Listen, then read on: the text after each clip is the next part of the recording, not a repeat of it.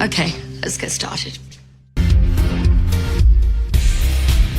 Just raise your glasses high. This one's sweet. Amy. Riley. I'm going to be honest with you. That was your most beautiful Riley chant that I've ever heard. I don't know if it's just me and The how I vibes feel. are vibing. The vibes are vibing. That thing hit a new tone. Yeah. Beautiful tone. We should record like a carol where it's like, ding, hear the bells. Da, da, da, da. Riley and Amy, church the whole time. Yeah, let's do it. Okay. Do we know any like music producers? Yeah, of course we do. I want to someday I want to do sort of a Sound of Music-esque new intro for Turtle Time. Yeah. Because we don't need to lean so much on Vanderpump Rules. I love them. Yeah. I love them so much, but Turtle Time is all-encompassing Bravo. Yeah. I was thinking maybe a fake sort of like a musical score with us singing. That'd be fun. Okay. All right. Well, and I just sprung that on you now, but let's talk about it. Okay. I was just candidly, I mentioned before, my weekly therapy is about 1 hour before we record every week. So I'm like really exerting everything I have on Thursdays. And I was telling her that I was like, we're doing great. The show is fun and we cover it all. But I really think both us personally and our audience will be so revitalized come Vanderpump season. Oh, I think so too. You're exactly right. And your therapist, what did they say to that? She was like, absolutely. I trust her. I think the power of Summer House and Vanderpump Rules coming back at the same time is going to be almost too much for people to fathom. Yeah. And that's when our little turtle cuties who maybe went back Our into fair their weather. shells, our fair weather. No offense to you if you're a fair weather little turtle cutie. They were hibernating. Yeah, you're hibernating. You didn't want to hear us talk about Southern Charm. I don't know why you wouldn't. But yeah, they're going to come back in full force. Our best episode I just saw from Spotify Wrapped, our highest performing episode is The Ghost of Charlotte. Oh, wow. Vanderpump Rules Reunion Part 3 recap. That was the last one. That was the pinnacle. That's when everyone wanted the last juice of Vanderpump Rules. And then all that juice is going to come roaring back, I think. It's going to be like that meme of all the white girls running that people were posting during BravoCon where it was like, people saw Sutton Strack and they're like, ah! Is it not confirmed that was Dorit? Are people just joking that it was Dorit? I think people are just like using that for everything. It was so funny when I thought it was just Dorit, but I knew it was too unfathomable. That's going to be people running to their iPhones to queue up the new Turtle Time when I keep wanting to call it Sandoval. How dark is that? What? I'm like, when Sandoval starts. Post Sandoval. Let's do that meme with people running when Vanderpump Rules is back, but have our new intro to where you hear the chorus music of our intro and then it's sends people running. Yeah. I like it. Okay, good. I had more to say. Spotify Wrapped was awesome. Yeah, I loved everyone sharing. And I loved seeing what other podcasts they were listening to also. Our biggest Seems rivals. like a Juicy Scoop is a big overlapper. Juicy Scoop. Yeah. Heather McDonald. Yeah. She's aware of us, Yeah, she said hi to you at BravoCon. Yeah, I mean, to us. She waved at both of us. Okay. I thought it was more to you. Well, okay, but she looked at you and I saw a smile. I think... she has like a dark, deep feud with Jeff Lewis. Okay. Can I instantly say who I side with in that feud? Who? Heather McDonald. Yeah. He's like, I find him entertaining, but he's like evil. Yeah, he's evil. Yeah. I mean, I watched Flipping Out the whole time it was on, and like the basis of the show is that he's an asshole. Yeah. Like that's like the log line. Respect to people who are blatantly evil, but I'm not going to side with It's them. literally called Flipping Out, like because he flips flips houses, but he also like goes into a rage all the time. Yeah, he also, I mean, he has bad takes on a lot of stuff. I forget what some of his panel takes were, that he didn't like Monica on Salt Lake Oh, City. right, because she's like, poor. I felt like he was just trying to be like a snob for humor in that one. Yeah, right. I don't know what the line is. Are you truly evil, like pure evil, or do you just say things, provocative things? Right. But why would you want to say wrong things to be provocative? Yeah, I did kind of. Did we get into his and Crystal's feud? Oh, I don't know if we should. It was. Is it true that she called him what she called him? Yeah. Oh, okay. And he was like, respect? I don't think he really cared. Okay. I'll say it. It's. You're going to say it? I saw not a deep divide. I saw different responses online between the gay community. Okay. So I'll just say what I saw. But Sure. essentially, Jeff Lewis said that Crystal was boring or whatever. He said, she didn't speak a word in the first episode. And he was like, and it was the best she's ever been because she didn't talk or whatever. And he was just like a dick about it. That's the that's the added provocative take. Yeah. And then they asked her about it on the carpet at BravoCon. And she was like, well, he apologized, whatever. He's just a cocksucker. She called him a cocksucker. Was she quoting somebody who said that? Like, no. She was like, basically, she could have said, he's a dick, he's an asshole, he's a piece of shit. But she decided to pull out kind of a random, like foregone I'll be honest. insult. I'll be honest. I don't use that term very often. Me neither. It's a mouthful. So, no pun intended. It's like hard to get out. I can't imagine Crystal saying it, but I guess I have to believe that maybe I'm naive. I actually just don't think that she meant it in any derogatory sense beyond calling him an asshole. I think people that are offended are reading into it as like a slur. And I'm like, I don't think that's what she meant. Yeah, I think she was trying to turn up her hot take-o-meter or what's that called? Shade meter. Yeah. And it just doesn't work well with Crystal. I was going to get into that this week on the new episode. You can just see when she's trying to, it feels like there's someone in her ear like, spice it up. Like, come on. You have to say something a little mean. Yeah. And she does. And you're like, boo. Yeah, it all flops. She's just so out of place with this group. She's so sleepy. She's so sleepy. Like when she got in the room with Sutton and Kyle when they were fighting just to like interrupt them and be a part of the scene, she just kind of stood there, and didn't have any reaction to what they're doing. I was like, what are you doing? And then she tried to ham-handedly bring it up at dinner to like start things again. It's just like, it's inorganic. And she's dancing for her dinner because she knows this might be her last chance, I think. I think so, yeah. Did you see Taylor Armstrong's out at OC? She is? Mm-hmm. No. She posted like, it was a great time with you ladies, like Godspeed or something. And they were all like, we love you. Godspeed? I made that up. But it was basically like, love you ladies, had a great time. Oh, so they sent out contracts and she didn't get one. I guess so. She was okay on OC. Yeah, maybe she can just randomly come in the way Cynthia Bailey keeps popping up everywhere. Just like, whoa, you're here now? Okay. What the hell was... So Kyle invited all these people to her CBD dinner. Camille. Faye is obviously her friend. Yeah. But Camille, Denise, Cynthia. Yeah. I can't wait to get into whatever the fuck Denise was on. Right. Drunk as hell, I think. I guess. She was like in her loopy era. Yeah. Okay, so so Taylor though, that is kind of shocking to me because I forgot about that. I thought Taylor did okay. I mean, you could tell at the reunion she only got like one segment and she was only out there for like 5 minutes because she didn't have much to talk about. But I still thought she was when Heather confided in Taylor about how she was feeling with the group.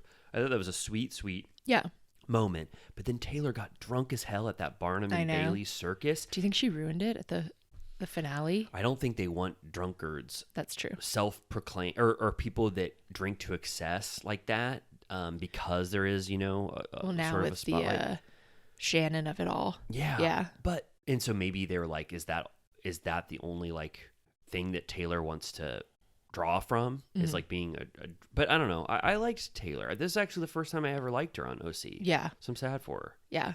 I've been checking in here and there with Shannon and she looks great. I can tell Shannon is so sad though. Yeah. She's always been sad. She's always been sad, but this made her even sadder if that's possible. And she looks good thoh. And that's all that matters. If you look good, you feel good. Have you ever heard that? There's some truth to that. Yeah. Wow. I guess you're right. Did I coin that? I saw she posted a photo with her like trainer that tortured her on camera and made her take her top off and went, yikes. I love that that was the moment. One of the moments she said is her powerful moments on the show. That was awesome. I mean, I would be so, I don't know, I would make them delete the file. I'd be like, please stop showing that clip every chance you get. Right. Please. I think they're kind of sparing with it because every time I see it, I've seen it like fucking 10 times. Wow, you just before I forget, because I do want to talk about Shannon, but I want to talk about John Jansen's ass. What do you do? Is it John Jansen? Yeah, her ex. He's been spotted out around town at the Quiet Woman, at the other place with Alexis. No. What's Bellino? Jesus Jugs? Yeah, Alexis Bellino. Really? Oh my God! If I'm wrong, I'm almost positive it's Alexis Bellino. Oh It my is. God. He tried to pretend like he's not all about this RHOC Of course life. he is. That he's a private man who doesn't want to be on camera, and all of them said he does want it more than life itself. He's a and now schemer. he's a schemer. Yeah. Do you remember at the Bravos when Alexis went rogue and was like, I'm the only woman on this stage that hasn't slept with Slade Smiley? She went rogue and said Well, that. Andy like ran in and he was like, she's going off script.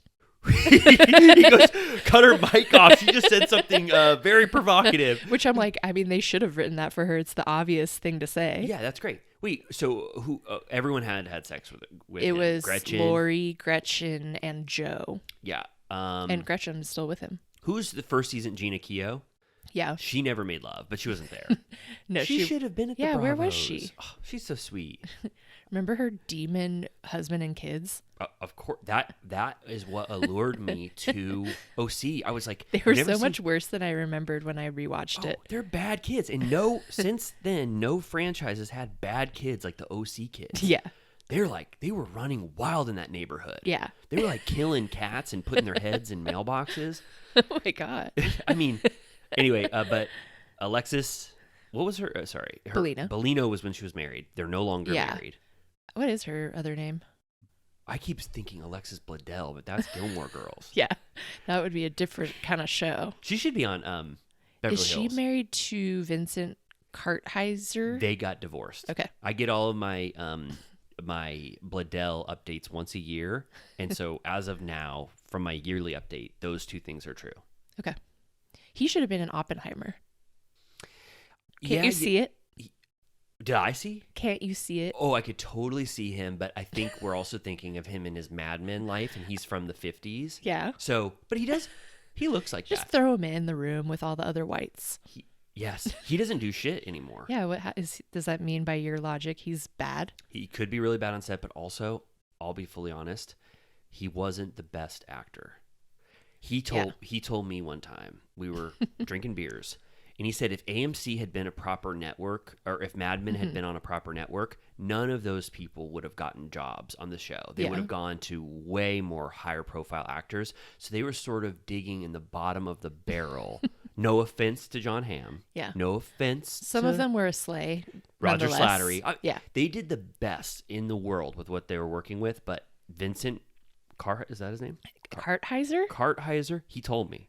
He said, Riley, if this had been on HBO, Showtime, I would not have been cast as Pete Campbell. Yeah. And he's great as Pete Campbell, but I think they worked within his limits as an actor. Mm-hmm. Do you remember when Bledel was on it? Yeah. He like had an affair with her one time. Yeah. And she was like boring as hell. Yeah. That was a great episode. One time I went at the Amundsen Theater.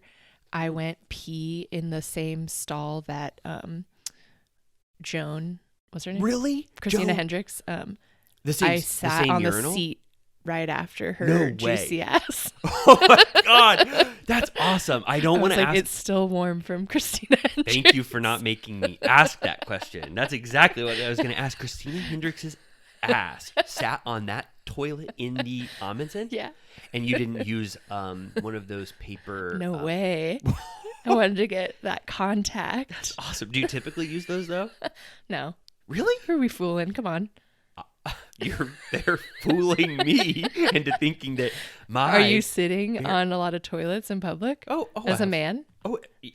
Every once in a while, as a man, I don't want to get too specific here, but every once in a while, I do have to put one of those paper sheets down. I'm in a hurry, okay? I don't have time to like make the table. So nothing about you thinks Christina Hendricks' ass was just on this thing. I'm putting my bare ass on the same thing. You don't think like that? No, That's I'm not. I'm like the opposite of a germaphobe. I'm really not. All right, I'm not a germaphobe, a big one, but for some reason that sanitized napkin that you put on a toilet seat really gives me I mean, I get peace. it, and sometimes I will if it looks like there might be like a droplet or something. Droplet. I am wiping that off with a big bundle of maybe with toilet my paper. foot. Yeah. With my foot, and I'm putting 2 layers of peace of mind. Yeah. sanitary napkin For on sure. it. But Sanitary you napkin. never told me about that Christina Hendricks story. I didn't lead with it. We should have saved that for Patreon. Paywall. Okay, so yeah, Vincent Karheiser, Christina Hendricks, Mad Men. We were talking about John Jansen. He's clearly in it for the show. Right. Then we were talking about Alexis Bellino, going back to Tamra, and then that's like the OC roundup. But I did just hear, just to finish this OC talk, everyone got their contracts besides really? Besides Taylor. Everyone is back. Okay. Heather confirmed at Kathy Hilton's huge bash. Oh, right. that she's coming back. Right. So Did you see? Okay, sorry. No. I think I'm cool with that. I liked the cast. Me too. I had fun. If Tamra had calmed down a little bit and not tried to stir up so much blatant shit, I would have been much happier. But I think now Heather is going to be so powerful in response to Tamra that Tamra's going to be on her heels fighting for her life on the ropes. I Hope think so. I hope so. Yeah.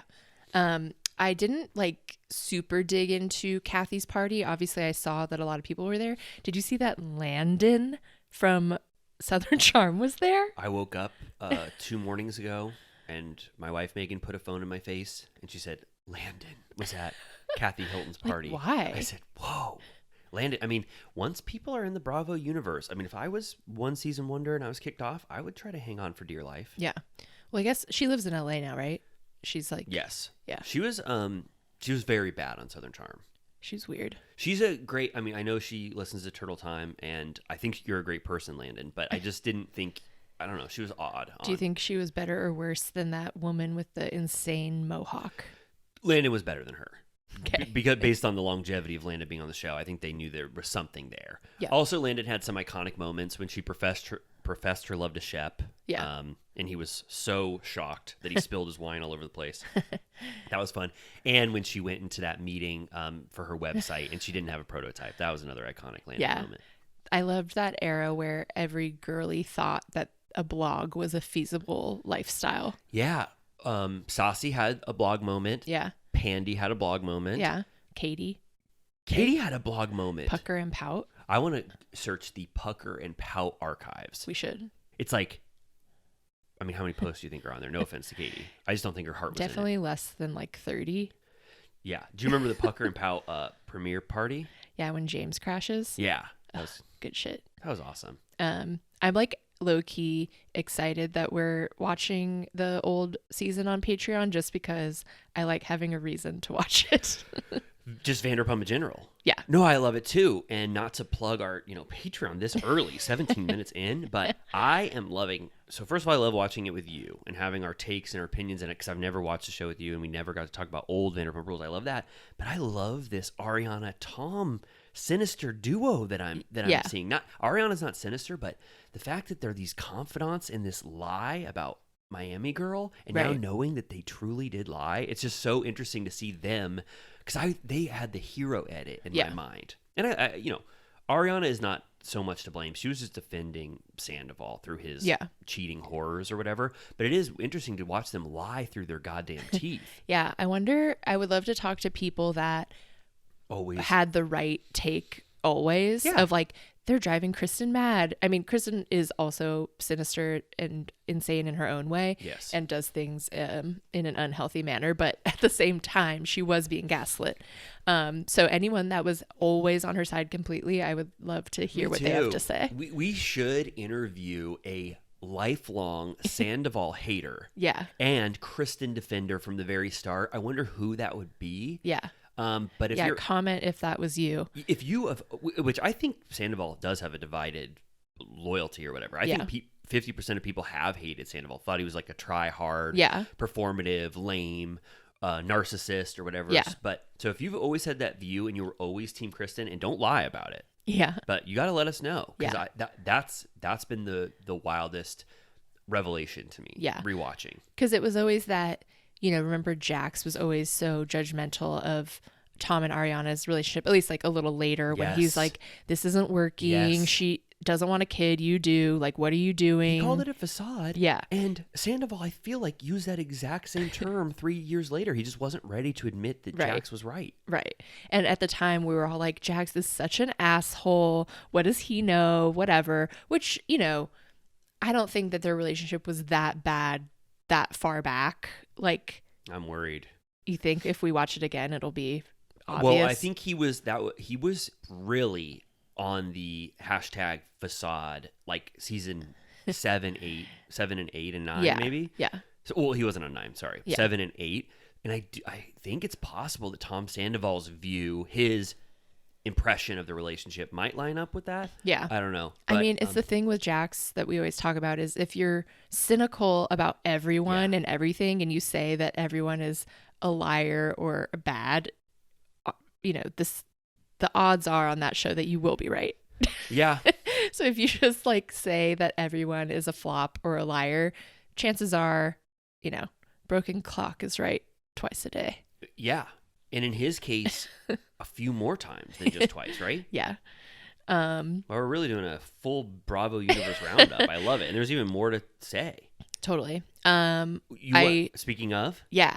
I watched, what is it called? Special Forces World's Toughest Test. It's a real mouthful also. Is it Special Forces : I think so. Okay. Yeah. So this week was the last episode, which I didn't even know while I was watching it. And it was a literal like Abu Ghraib, Guantanamo torture zone. Is there any photos of Sandoval wearing? No, I'm just Like kidding. they do put bags on their head. Really? They like waterboarded them a little bit. They made them wear headphones with screaming baby sounds for hours. Wait. Not I kidding. feel like I just drifted off into sleep for the last 5 seconds while you're really saying this. They waterboarded them lightly. Yeah. You can't waterboard I know. people. They dunked their heads and were like, "You're a disgusting piece of shit." Dunking is different. Yeah, it wasn't, I don't think it was the classic water pour over the head that they did hold their heads underwater when it was very cold. That's yes, that's a water dunk. Okay.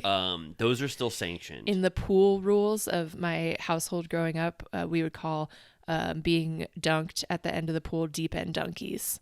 Who did that? My sister would attempted murder me. Deep end dunkies would be when your sister would take you to the deep end and dunk your head down in the water. Yeah. For how long would she? Excessively. Whoa. Deep end dunkies for over 5 seconds? Yeah. Oh my deep God. end donkeys. So you were sort of getting Special Forces World's Toughest Test in that deep end. Totally. But Sandoval made it to the babies, end. Did they listen? Did they let the audience listen to the screaming babies? Yes. And like Sandoval was shaking. Jojo Siwa quit. She did. Yeah. Quit the show at what point? I think it was during the Screaming Babies. Did the screaming babies? I mean, I know what they sound like. Is it like the piercing scream? Like, Yeah. screaming babies? Multiple? I think it's also like there's something deep within our psyche that doesn't like that, our most vulnerable members to be in danger, yeah, you know? if I heard a screaming baby in your kitchen right now, I would want to stop Turtle Time for at least 10 seconds and check on it, right? Yeah. But Sandoval, I'll give him credit. He made it to the last episode. He's done very well, like physically throughout. He is always someone that has been winning the challenges and JoJo stuff. took her AirPods out and just said, "I'm not listening to screaming babies anymore." Yeah, she said they had this guy that they refused to show that was called the umpire, and they would only show his mouth, and he'd be like, "I'm the umpire. If you want to get out of here, you have to come through me." And he was like the expert on interrogation. And JoJo said, "I would like to see the umpire." Really? Yeah. I have to watch Special Forces. I don't know if I'm telling you, it's batshit insane. I don't know if I want to watch it or No, you just hear should. you recap it, because I can't imagine a world where this is actually true. She said, "I demand to see the umpire," and the umpire interrogated her? She was like, "I need to go home." And he was like, "Give me your badge." What? He didn't interrogate her? No, they had different interrogators. One of them was a woman, and one of them was a man. And they actually, interestingly, they were playing mind games, and so the interrogation experts were nice because they were trying to like con them, you know? Okay. Like a good cop, bad cop. Exactly. But then if you fucked with them, they'd get furious and like hold you by the collar and scream in your face. Oh my God, my worst nightmare. But Sandoval, he was shivering, like physically shivering and crying because it was really cold and the babies were screaming. And so they did like a medical check. It sort of is like he got punished and tortured for Sandoval. I know. It's like the opposite of Schwartz on Winter House. Like Schwartz went to heaven. Yeah. Sandoval went to hell. Yeah. Screaming babies dunked in your head. You're crying and shivering from the cold. No, totally. He got medically checked by the doctor because they were like, I guess we should see if he has hypothermia. The doctor takes off his mask and is actually umpire. Oh my God. He like blasts him with like ice. But then it turned out that they were like, he's full of shit. He's faking. Really? They were like, he's not even shivering anymore. Whoa. They were like, he just wanted comfort of, going to the medical room. That's a psychological tactic, I'm sure. sure. They probably know he's shivering his ass off.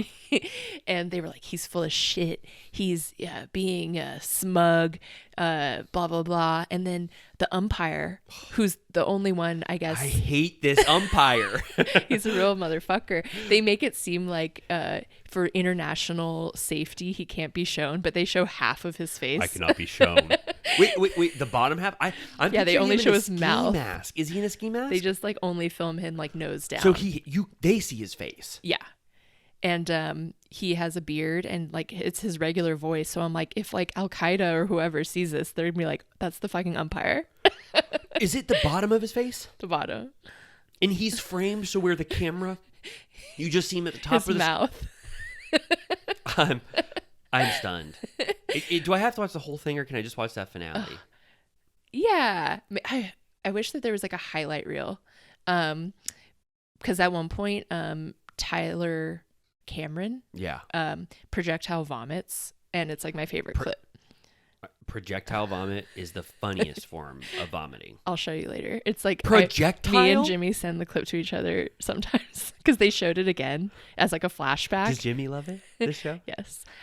He's been like out of town here and there throughout, and I hate watching it without him, but I must watch it when it's on. But okay, I'm just ripping through it when I have time and we're caught up on all of our shows. Me personally, I'm just gonna rip through Special Forces. The narration is very funny. It'll be like, today they face their fears underwater.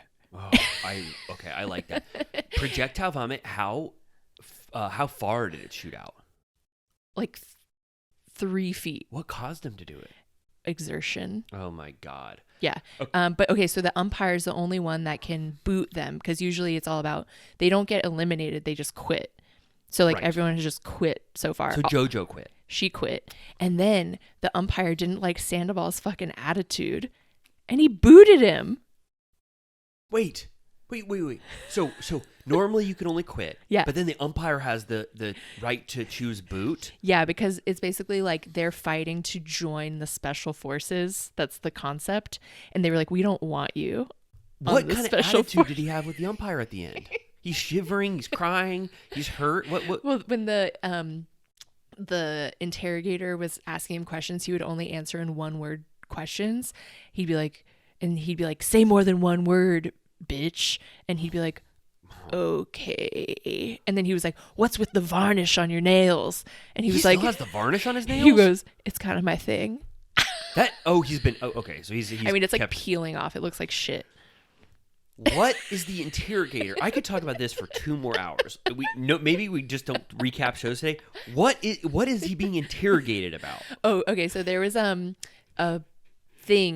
game where, so everything else so far has been just like a physical challenge where it'd be like cross this rope or like get out of this sinking car or whatever. Sinking car? Yeah. They had to like unbuckle themselves and get a pack from the back while it was sinking. Wow. They're literally underwater for like, I mean, it looks scary, but they're underwater for like 10 seconds. It's not that long. Did that, you remember? Oh my God. Yeah.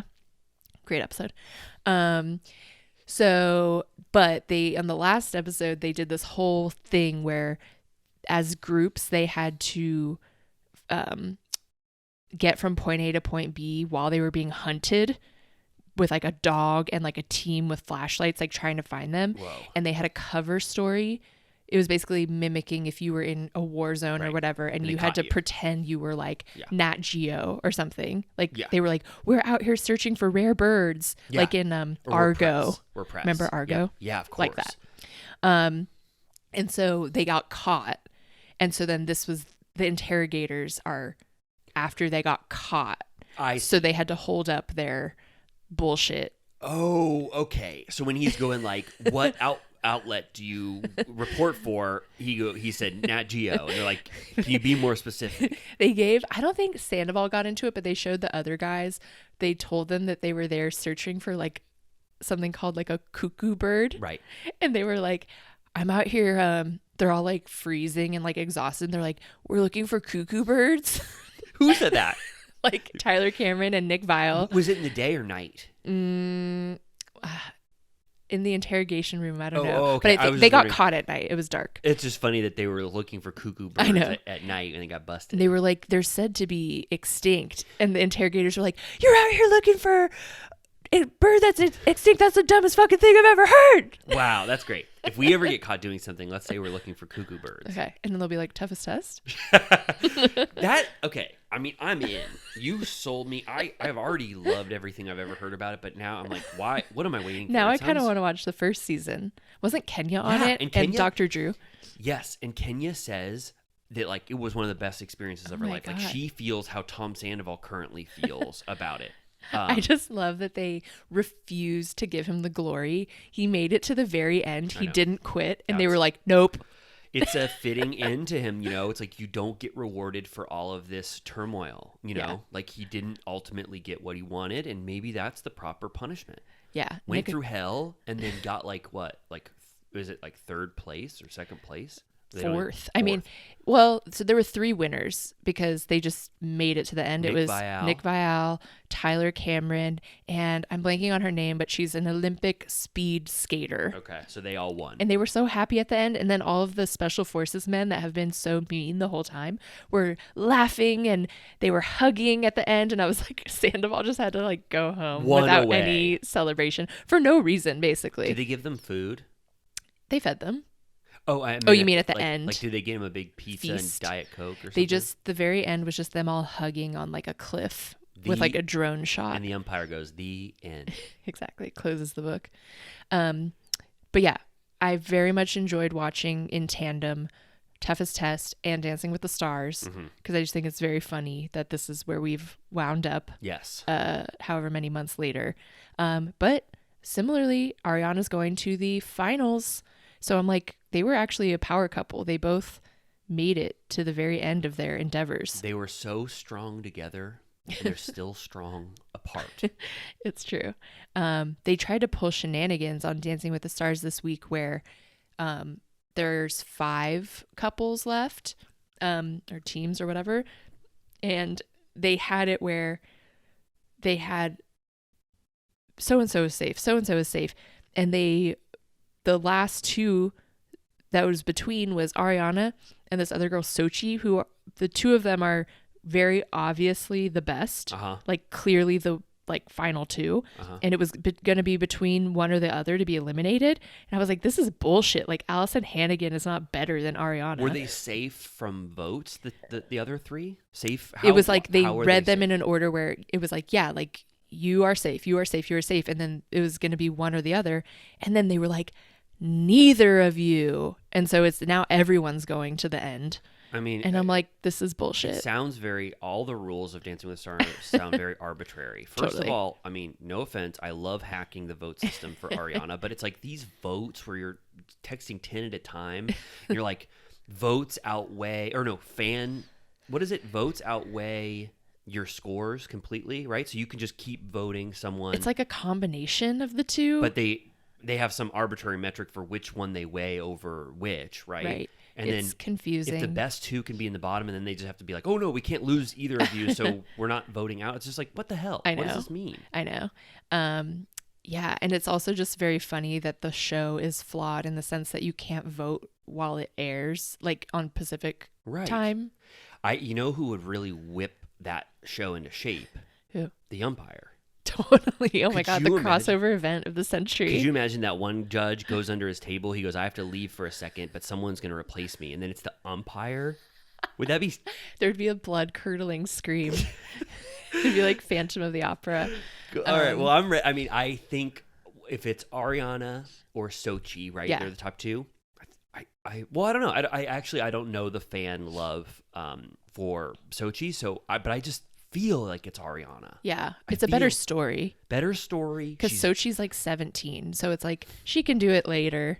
She's 17. Yeah. You got your whole life ahead of you. I mean, Ariana does too, but Ariana's got progressively better as the time went on. She's got a great story. She wants it. She's so dedicated to Dancing with the Stars. Yeah. I mean, no offense. I don't know, what anybody else is doing, but I think she could win it. Yeah. And I'm glad they, I guess, kept the voting at bay. Kept the cut at bay. She's good. Good. Yeah. Damn, yeah. Was there any other news? Well, the only thing I wanted to say before we get into our shows is that I wanted to talk a little bit about Nene Leakes and her pivot. I'm calling it a pivot. Okay. Away from her own version of reality reckoning to possibly, I would say, very likely being embraced by Bravo again. Yeah. So we talked about this a little bit off mic, but Nene first had her own reality reckoning. She went all in. She sued Bravo for discrimination. Mm-hmm. You remember that? That was like 2 years ago. Andy said on Watch What Happens Live, he was like, what a sad end to a wonderful career. He was like, the book was closed on Nene. Then I don't think that discrimination lawsuit went anywhere. I think it flopped. And then when Bethany had her own reality reckoning, Nene was one of the first people that Bethany thought, hey, you have a grievance against Bravo. You'd be great in my orbit. Let's talk about this together. And they had the first interview. Yeah. Then they had a series of interviews. And then since then, in the last 2 weeks, Nene has scrubbed all evidence of any of her interviews with Bethany. She refollowed Bravo. Bravo refollowed her. And I'm almost positive she just Instagrammed something saying the tastiest peach in all of Atlanta with a peach emoji. So I think Nene realized that she wants to be back in Bravo's good graces. She wants the Bravo universe. Bethany's universe, this reality reckoning might not be for her. And she could be on her way back to Atlanta, which I think would be, obviously huge. Yeah. Everyone keeps saying it needs a little boost or whatever. That thing would boost it to the stratosphere. Nene with that group, I think there would be a shakeup there. I want to see Nene with Drew. I want to see Nene with Ralph. I want to see Nene versus Candy again. They've never liked each other. Yeah. We see each other. Yes. They've had a Cold War the entire run of Atlanta. So Nene that would be amazing. I'm so glad that she realized that she wants to be a part of the Bravo universe. At least I think she is realizing that. Yeah. I was just telling you that I watched a TikTok of a compilation of Nene moments and I was laughing so much. It's so funny. She makes me laugh more than anyone. I think the funniest, objectively funniest cast member they've ever had, right? Yeah, she's so funny.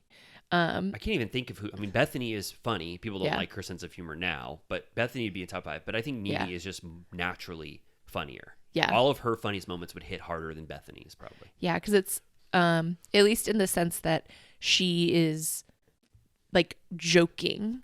Some people are Sonia is funny to watch. Yes. But Nene is a comedian. Yes. Right. Her sense of humor is amazing. I was just telling Riley before that one of the clips was a moment I had forgotten about when her and Kim are fighting and she was like, I'll pluck your eyes out, bloop, bloop, and makes the little plucking motions, bloop, bloop. And I'm like, how is it so hilarious to threaten to pluck their eyeballs out? But the bloop, bloop, her sounds. Yeah. She's great sounds. Man, that means great sounds, wonderful sounds. Wonderful sounds. If that means Kim's not doing well right now. Oh my God, bring both of them back. The Titans. Kim needs Nene back because Kim was not doing good in that one-on-one dinner or that dinner with terrible. OGs. That was one of the worst scenes of Atlanta the entire season. That was a bad scene. But Kim and Nene, powerful again. But Kim just needs to give up on this spin-off life. She needs to realize that she has to be a part of the show and she can't just rest on her laurels. I hope she's been humbled at this point. Well, who knows? Yeah. She is one of the most hubristic people in the world. Yeah. Close your legs to married men, trash box. Bye, wig. I think Kim and Nene have a reverence for each other and maybe they could possibly be friends again. I think it was okay, so we had Kim and Nene Jill and Bethany, Tres Amigas. We're talking about powerful, like people that I alliances. feel like can never forget each other. Ramona and Sonia, but they didn't Yeah. have a rift. Or are you talking Yeah. about friendships that were strong and then had rifts? Yeah. Just like people that, like, don't you think that Nene and Kim, even though they've always kind of hated each other, will like go to their grave like with respect? Like they're like, I'm sure Yes. when like Greg died, I'm assuming Kim Yeah. reached out or Oof, whatever. You know what? No, I'm sure she did. You think she didn't? No, I'm sure she did. I'm sure she did. I don't know where Kim's head is at a lot of the time. Yeah. You know, I don't know where her allegiances are, her alliances are. I think that she likes Nene and will always respect Nene. And I loved think Greg. Yeah, you're right. I'm sure she did. Kim for sure reached out. I'm sure because Nene would never forgive her if she hadn't. So I'm sure Yeah. she did. Yeah, that's a friendship that could be repaired. Yeah. But then they would get in a fight again and it would be fun. Yes, Atlanta would just be saved. It would be the number one franchise again in 2 seconds if those two were Yeah. cast back on it. I mean, Kim needs that cash. And then I feel like Bravo is in such a sticky situation with Candy, where she is so powerful and so entertaining to watch for the most part, but she doesn't give Bravo a lot, and she really keeps. She wants like 75% of her life to be for everyone and not contained by Bravo. Like she wants to be out in the world and she gives them less. But I feel like Candy is the most powerful one on the show. But and also like Candy's the one who's restricting Phaedra from being on the show. Right. So they kind of have to decide like would they ever fire Candy to make I don't know. I feel like Candy like borderline works at Bravo. Like she's had so many shows. Like so she had what was the most recent one? Candy and the Gang. Yeah. And then she had Her the R&B the music. mhm. Well, there was the one about her band. Yes. And then didn't she have one that was like about finding an artist or something? Like there was like, I think so. But that just tells me and then she had a more- wedding special. Yeah, but that to me means that Candy wants to be on her own. And she keeps trying these spin-offs to see what will work. They're all trying to have a Kim Zolciak. Nene said the same thing in her Bethany interview. She was like, why didn't I get a spin-off? Like for all of these cast members, when you get to a certain upper echelon, all of them want a spin-off. Because that is like the green light that you are so powerful on your own that you need your own show. Very few have gotten it. No. Yeah. Lisa, most successful in the world. Yeah. Bethany was amazing. I don't know what But the hell. fairly short-lived. Short-lived because it was like about her being married and it didn't make sense anymore. Yeah. Kim, Yeah. And then like yeah, everyone else is just Kyle Richards like couldn't have one. Yeah. Like Yeah. Heather Dubrow, I don't think they want one.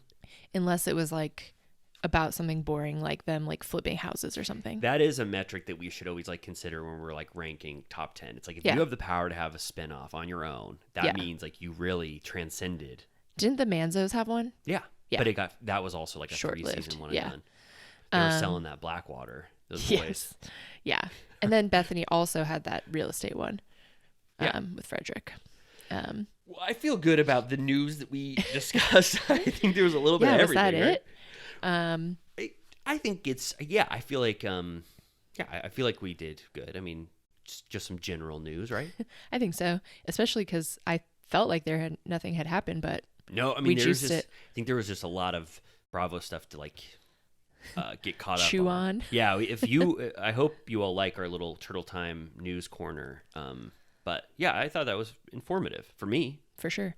I was just thinking that I'm wearing a beanie right now, and this is the beanie I was wearing the night of Scandoval when we took our picture with James. And I was like, it's finally that season again. I haven't worn it since. I knew when I looked at that, a flash of our photo with James flashed into my mind. This is the season of that. Yeah. I mean, that's soon.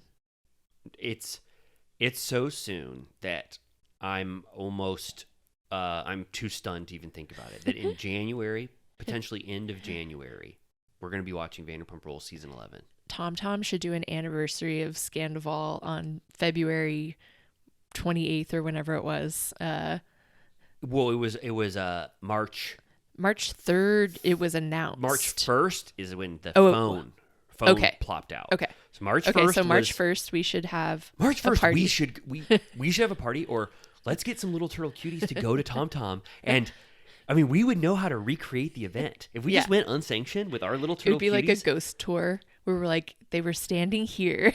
We could do it. We know everything. We would go to the bathroom. We go in the stall. You could recreate Ariana. We have to bring Megan and yes, Lindsay. Of course. We could do a little reenactment. I mean, not that that's the most, that's sort of insensitive to the parties involved, but as historians, we're historians. Yeah. Okay. That's a great idea. March 1st, everyone, Little Turtle Cuties and Villa Rosa VIPs, let's all go to Tom Tom, and Amy and I will reenact Sandoval. Yes. The Sandoval inciting incident. That's right. Does the calendar work where it shifts one day per year? So that would be a Thursday this year, because last year it was a Wednesday. Unless it's one of those wild leap years. Isn't that when it makes your, like... I don't know how days work either. calendar And I don't know works. how many... Yeah, but I'll just... so we have a couple things planned. I don't know why we're getting into this now, but it's good that we are. March 1st, 2024 is a Friday. Friday. Time to party. Our episode will come out. We'll have an That's true. episode. Well, if we're still doing Turtle Time in March, I'm sure we will be. A new episode will come out, and then we'll be able to talk about it on the 8th. And then we only have, I think, 1 week to get ready for Argentine Beef Week 2024. So that'll get people's. Do you think Sir is going to honor it the same exact dates? So I'm going to talk to Guillermo, obviously, and say Argentine Beef Week was one of the biggest Beef Week blowouts of 2023, but it got a little overshadowed by Sandoval. This year, let's focus on the beef. Yeah. I saw that Guillermo was at the gym with Peter. Guillermo was at the gym with Peter. Yeah. So we need to spring it on them when they're comfortable like that in a gym environment. Say, what's going on for ABW 24? We want to have the biggest Beef Week blowout. This is not going to be overshadowed by Sandoval. And then I think I already told you, Ariana wants to be involved. Okay. ABW 24. And then can I tell you one thing I want to do? Can I tell you? Yeah. You care? I want all of our friends and some Bravo celebrities, if we can get them to do it. Should I say this? I'm going to say it because I want this to actually happen, and maybe this will motivate me. I want us to create a compilation video of Bravo celebrities and our friends going, I am Argentine Beef Week. I am Argentine Beef Week. Okay. You know what I mean? Just like aspirational, beautiful things. And we can play that wherever Argentine Beef Week 24 happens. I love it. Like maybe James would do it. Ariana, other. It would be like the new Imagine video. That's what I want. That's exactly what I want. So should we love end it. our news segment on that? Yeah, let's do it. Do you need to take a certified, or do you want to continue on? You know what? I know everyone hangs on whether I'm going to do it or not. I'm going to do a certified. I love it. Do it. And you already did one, right? I did 47 minutes ago. So you're but good? I think so. Okay. I'll All right, see how I feel after you go. We'll let you know in that 5 minutes what Amy and I do, but I'm definitely doing one. I love it. Amy. How was your pee-pee? I'm freshly pissed and I feel good. Certified turtle. I mean, that one, that one hit differently. Oh, wow. I don't know what it was. Actually, we don't need to talk about it, but that was great. And you didn't. I didn't. Hopefully, I won't be squirming in the next hour. But there was a huge news update during the certified turtle piss break segment. That's always when it happens. I can't believe I looked at my phone and this happened. Rachel goes rogue. Rachel Leviss, who we all know. You're familiar, right? If you're listening, love. We all love and know her. Rachel Leviss from what? See, we can say it, right? Vanderpump Rules. She is creating a podcast, which she alluded to again on Bethany's podcast. Well, it's an iHeart podcast, which means that she probably just was like, "Can you tell me who your producer is and just hook it up?" Because Bethany is iHeart. Yeah. Oh man, can we? I'm not offending anybody. Can we join the iHeart network? I mean, if you work there, come at us. Give us an offer. I want to be on the Ringer network first. Okay. Second is iHeart, and third is the Doughboys network. Yeah. Headgum. Headgum. I think we can get it. Headgum Studios is like a mile from my house. That would be great. Would if you have a minute after this recording, will you send this episode tomorrow and say do you guys need a reality TV pop culture? Yeah, be like podcast? Vanderpump Rules is almost back. And they'll be like, yeah, we have 7 of those. But ours is special. Ours is so special because we talk about breaking news like Rachel goes rogue. She's going to go rogue. What does it mean? What's the format? Like, what's the point? Going rogue. That means, okay, rogue means, you said it earlier this episode, right? You said Alexis Bellino went rogue. It means. What do you think the definition is? Like, it means taking an unsanctioned action outside of your leadership. Yes, like just to bring it to special forces. If the umpire would have said, "I'm going rogue on these contestants," that would mean he's doing unsanctioned things to them that the producers are not allowed. What about Rachel on special forces? Should she be? Is that what you're saying? Yeah. Next season to promote going rogue. I just know. I mean, all I can deduce, she's going rogue. Andy Cohen, Bravo, they cannot tell her anything anymore. Yeah. She's going to tell the real, true truth. I mean, do you think there's that much juice in that lemon? So she juiced a lot out in Bethany's interview. She talked about Sandoval FaceTime, illegally recording her FaceTime, which we barely talk about anymore, which is still very egregious. Yeah. She talked about them editing, I think, cast members favorably. But, how many... Yeah, I think you already said this. How can she go rogue so much that can only sustain her for maybe 2 or 3 episodes? Maybe everyone who goes on goes a little rogue with her? I guess. Do you care if I ask if she'll have us on? Go ahead. I would ask her, I mean... Would Little Turtle Cuties, you let us know, we have a lot of questions for you. Would Little Turtle Cuties and Villa Rosa VIPs be mad if Amy and I went to the more toxic elements of Sandoval, the people who were the villains of Sandoval, and we started to interview people? Do you think our Little Turtle Cuties would care if we were interviewed by Rachel Leviss or we interviewed her? That'd be a huge scoop for us. Yeah, it's like, would you blame us? We're allowed to interview, right? I mean, it's not like I'm not choosing her side. No, but I'm just curious about how that show will sustain. Yes. And what the idea is and who is going to do the outreach. Is it going to be, will she have a co-host? I think I can answer both those questions. I think she's going to tap you and I to be co-hosts on Rachel Goes Rogue. So we could either do that in addition to this podcast or just fold our enterprises. I agree with what you're saying. And I do think the average podcast that people start goes for about 3 episodes. Yeah. So they say lock in 10 episodes when you start a podcast so that you're committed to it. You and I are, committed to Turtle Time. We just kept never missed. We never miss an episode, no matter all the horrors that we've been dealing with in our lives. But so all I'm saying is that I do think people have unrealistic expectations when they start a podcast of how much they're going to be able to talk. Yeah. That's not the problem with us. But how much longevity there is to their subject matter and their concerns. And that's why Kristen Doty's podcast, no offense, but it's definitely shifted focus a lot of the time to sort of adapt to the audience. Mm-hmm. And I don't know. So I think that you're right. Rachel might not have, a lot to sustain her going rogue. Because how long are you going to listen to her go rogue? Would every episode be like, I got to go rogue about this? Well, also, as we know, she has a difficult time speaking generally. Yeah, this isn't mean, but they'll probably do 1.2 times speed on her. Oh my God. First of all, you guys, Riley just played me a clip of Bethany talking about Nene on her podcast. He turned it on. He was, what speed were you listening to? 1.5. 1.5. Bethany Frankel at 1.5. Can you even imagine what that sounds like? I literally screamed. It was like, Amy goes, turn it off. She goes, are you trying to torture me like the umpire? That's what I would play if I was the umpire. I go, Bethany Frankel at 5 times speed. Can I play it? It's not copyrighted. I can play it for 30 seconds. Here's how Bethany sounds at 1.5. Him to keep her name out of his mouth. He she has been persona non grata at Bravo, and she has definitely been.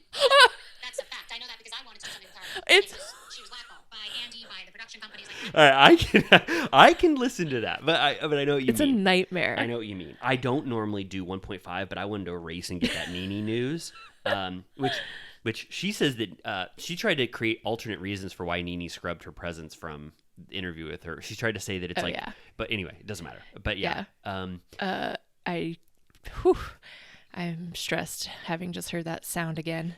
It's the opposite of ASMR. Eventually, though, I will say, as podcasters, as content creators, as people trying to keep up on pop culture, Bravo is getting to a place where it is almost too unwieldy to keep track of every single thing that is happening. Like the fact that there's a Bethany podcast, a Tom Sandoval podcast came out this morning. Rachel's now going to have a podcast. Like, Sheena has one. We never even talk about it. What scoops does Lala say every week? It's like, I know. No one... I mean, if this was our full-time job, if this was our full-time job, I know we could really grapple with it. But even for anyone, I think it's almost too unwieldy. Everyone now has their own outlet for making news. And now even Rachel Leviss is going to have one. I know. What's going on with Tom's these days? I don't think... I just said he had a new episode, and I don't think he did. And also, I stopped... he's just been interviewing people from Special Forces because he's so Special Forces pilled. Yeah. But I don't think he had a new episode because this is Thursday, right? Yeah. Yeah. I think he is a perfect example of someone who thinks you're going to be able to sustain this for a long time. It sounds fun. It sounds easy. And then it's just like you're going to be spinning your wheels after 10 episodes. I mean, it's a lot of work. I mean, we do interviewed everything. Josh Altman today. So there was one. Okay. Obviously, we do everything ourselves, so it's truly a lot of work. But even if all you're doing is showing up and doing the show, it's still, to make sure your schedule allows for it every single week forever is a commitment. That's why I'm surprised, the other podcast that has a similar name to ours has lasted so long. I know. Get out of here already. I know. I thought we talked about this, Avery. You're going to fold your audience into our Turtle Time, and we're going to be a conglomerate Turtle Time of two audiences. Yeah. But we're taking over. I know. What's so hard about that? Thank God I didn't see on anyone's Spotify Wrapped that they were also listening to the other Turtle Time. Who I would love the little turtle cutie that was like, I listened to both Turtle Times, Ramona and Avery, and 4,000 hours of each. Well, I don't think they've made 4,000 hours of content. They've probably made like 200 hours. 200? I don't know. How many hours have we made? 3 times? Yeah. I mean, a lot. Okay, well, I just have to say, I think Rachel Goes Rogue. Would our little turtle cuties be upset, or would you be upset if Rachel Leviss if we interviewed her to promote Rachel Goes Rogue? Is that promoting are we promoting someone horrible? Like, or is that like... No. Okay, you don't think that? I do not think that, but... you're getting friendly with Ariana these days. She might be pissed at you. Ariana, okay. When I know you listen to Turtle Time, I saw your Spotify Wrapped. As we're like what? We're journalists, not journalists, but we're like what are we called? Podcasters? Isn't it can't we, like Chris or who are big interviewers? Gayle King. They don't love everyone they interview. Right. It's not an endorsement. Yeah. Oprah didn't love Harry and Meghan when she interviewed them. She had to. Yeah. And what if we got to the root of some deep things and broke hard news? hitting. I don't see the ethical, I don't see the moral wrong, and I don't think Ariana, when you listen to this or when we clip this out and you see it on TikTok, would it be horrible to interview either Rachel or Tom Sandoval, or does it seem like we're clickbait people, craven? Yeah. But I don't think it's craven. Well, Avery would think we're clickbaiters. That's Avery's twisted brain, thinking that everything we did was for click. We couldn't have been nicer going up to her. We were beaming, smiling. We thought it'd be so fun to have a photo of us with Avery, right? Yeah. Well, I don't know I think we already talked about this, but one of the cuties commented with a Reddit thread of people's bad experiences. Yeah, I was like, Avery doesn't know this. She'll know this now.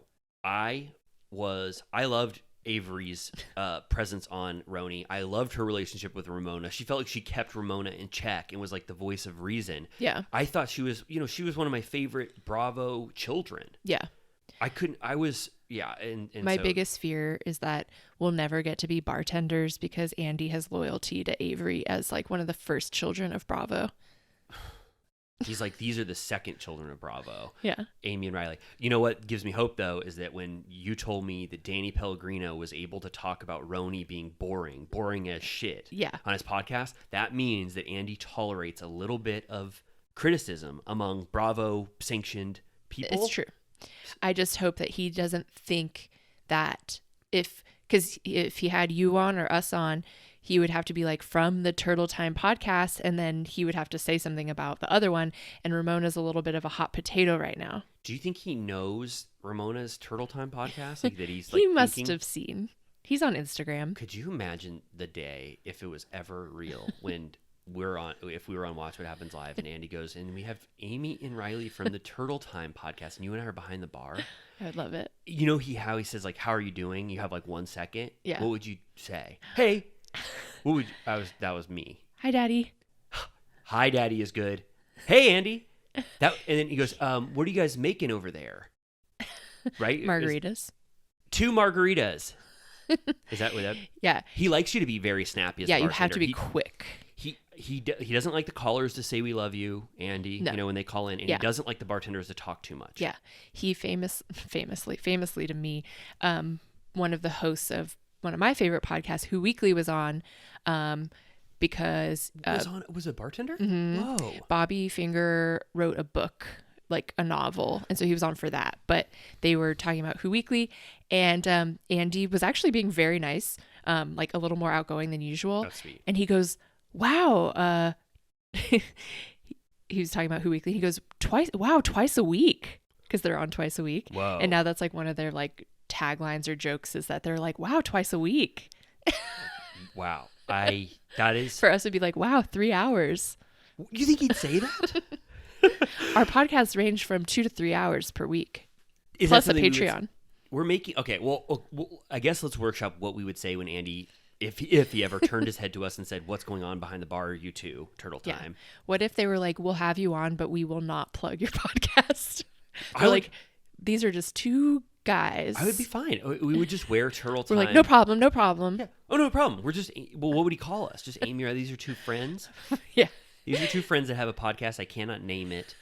Okay. Well, whatever. We need to workshop that. Manifest. Yeah. And if anyone works at, NBC Universal and you need a bartender, if Snoopy drops out or anybody, Yes. we are there. There's no one he'd be more excited about than Snoopy.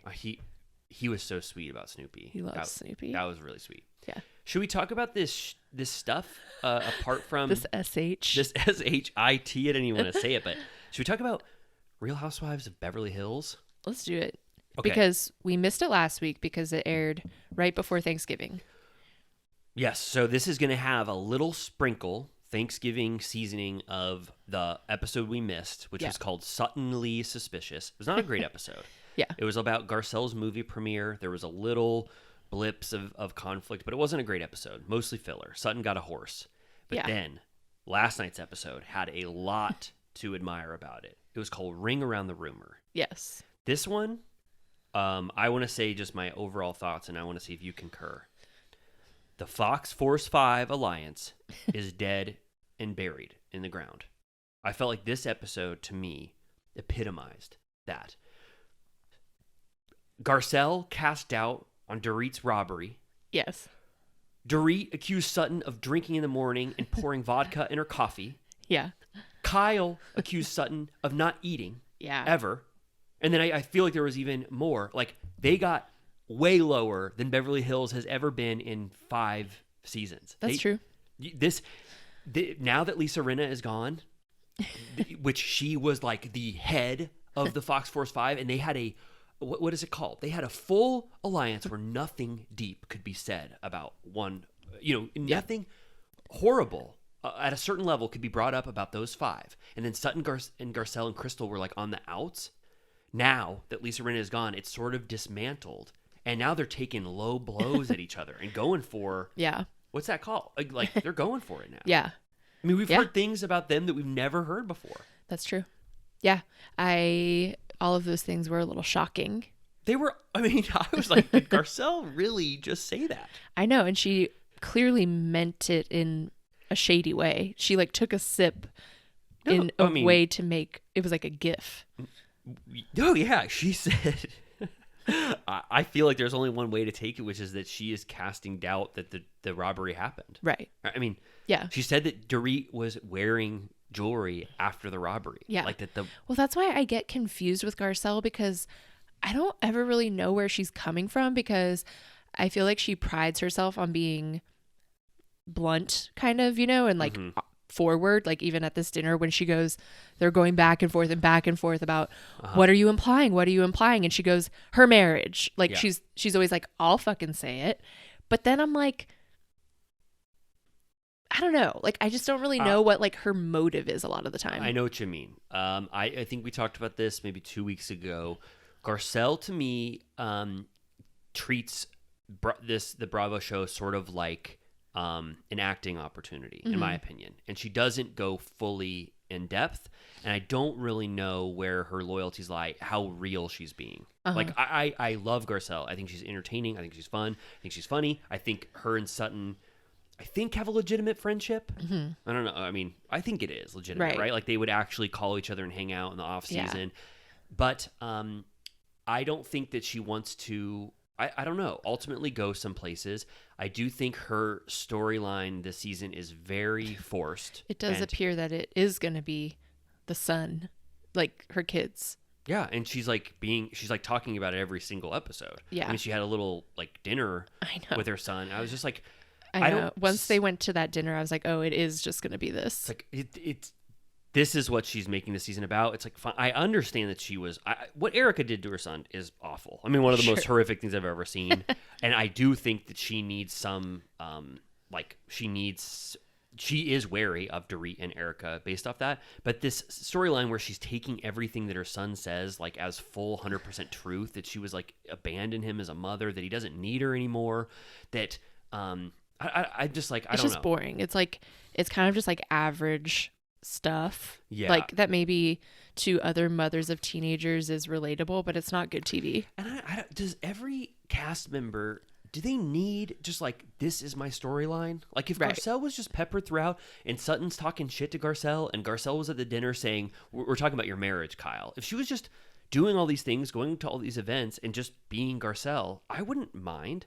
Even seeing her premiere, that's a storyline. I don't know why they have to like say like, this is my arc for the season. This is what I'm going to talk about. Yeah. It just, I don't know. Well, it's like they are trying to bring in the Crystal's brother thing.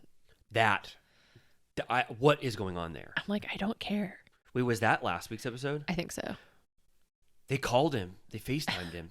He was like crying. I don't understand what happened. They said, hey, get out of China. There's COVID. We want you here. Yeah. He goes, okay, but I'll be abandoning my fiance who can't come with me. And they go, we don't care. Get here now. He did it. Yeah. And then the relationship ended and he's still upset about it. It's 2 years. I mean, I understand being upset about it, but he was actively crying about it when they called. Yeah.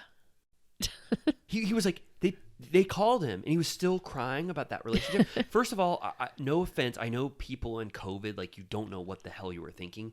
Like anything was almost justified, like how people were feeling and thinking, but he left his fiance. Right. You can't get forced to do that. Right. You knew that this was going to be a hindrance to your relationship, right? Well, it sounds like he's like married to his sister is what I think even Rob implied. Yeah, and Rob was really doing the heavy lifting in that scene. He was like, how does this make you feel? He was like, do you want to call your brother and have a big dramatic moment? He was like really leading Crystal, for this scene to like be. Even Crystal was like, shut up. Yeah. Like, who asked you? Yeah, she was like, she didn't want to really go in with that. But I feel also like this brother thing is just like, Crystal's like, what do I have to work with? My brother is a pop star and he left his fiance. She's got to go, right? Oh, Crystal. Like, I mean, please. I have not been a fan of Crystal's her entire run. And there is no... She's given us nothing. There's no iconic moments with Crystal. I'll be fully honest. Would you permit me to be mean for 10 seconds? Yeah. She's not very humorous. No. And that's sort of my marker for Yeah, she's entertaining. super. If she is, it's so dry that it like doesn't translate. Yeah, when Dorit was like, "We look like ladies who lunch," and she was like, "I'm a lady and I eat lunch." And I was like, "Okay," you know what I mean? It's like it's just like they kind of fall flat. And I don't know. I just don't know. Does she love the show and she's just not giving, or does she think the show is beneath her and that's why she only gives a certain amount? I don't know. But I saw somewhere that she is good friends with Sarah Michelle Gellar, who she said offered to do the show if she ever needed her to. And I was like, you need her to. oh yeah, call in that favor immediately, Sarah. Buffy, What's that? Buffy, get over here. I need you now. I don't know. It's like why would I try to like? I mean, are there people who are like, Crystal is my number one cast member on Beverly Hills? I love her absolutely, unequivocally. And I saw a little turtle cutie that said that they respected her bringing up of like the whole like eating disorder stuff, which like whenever there's honesty about stuff like that on TV, I think it's great. Yeah. But I just don't think it can be the only thing. Oh yeah, no, and I mean, and she's not talking about that currently. Yeah.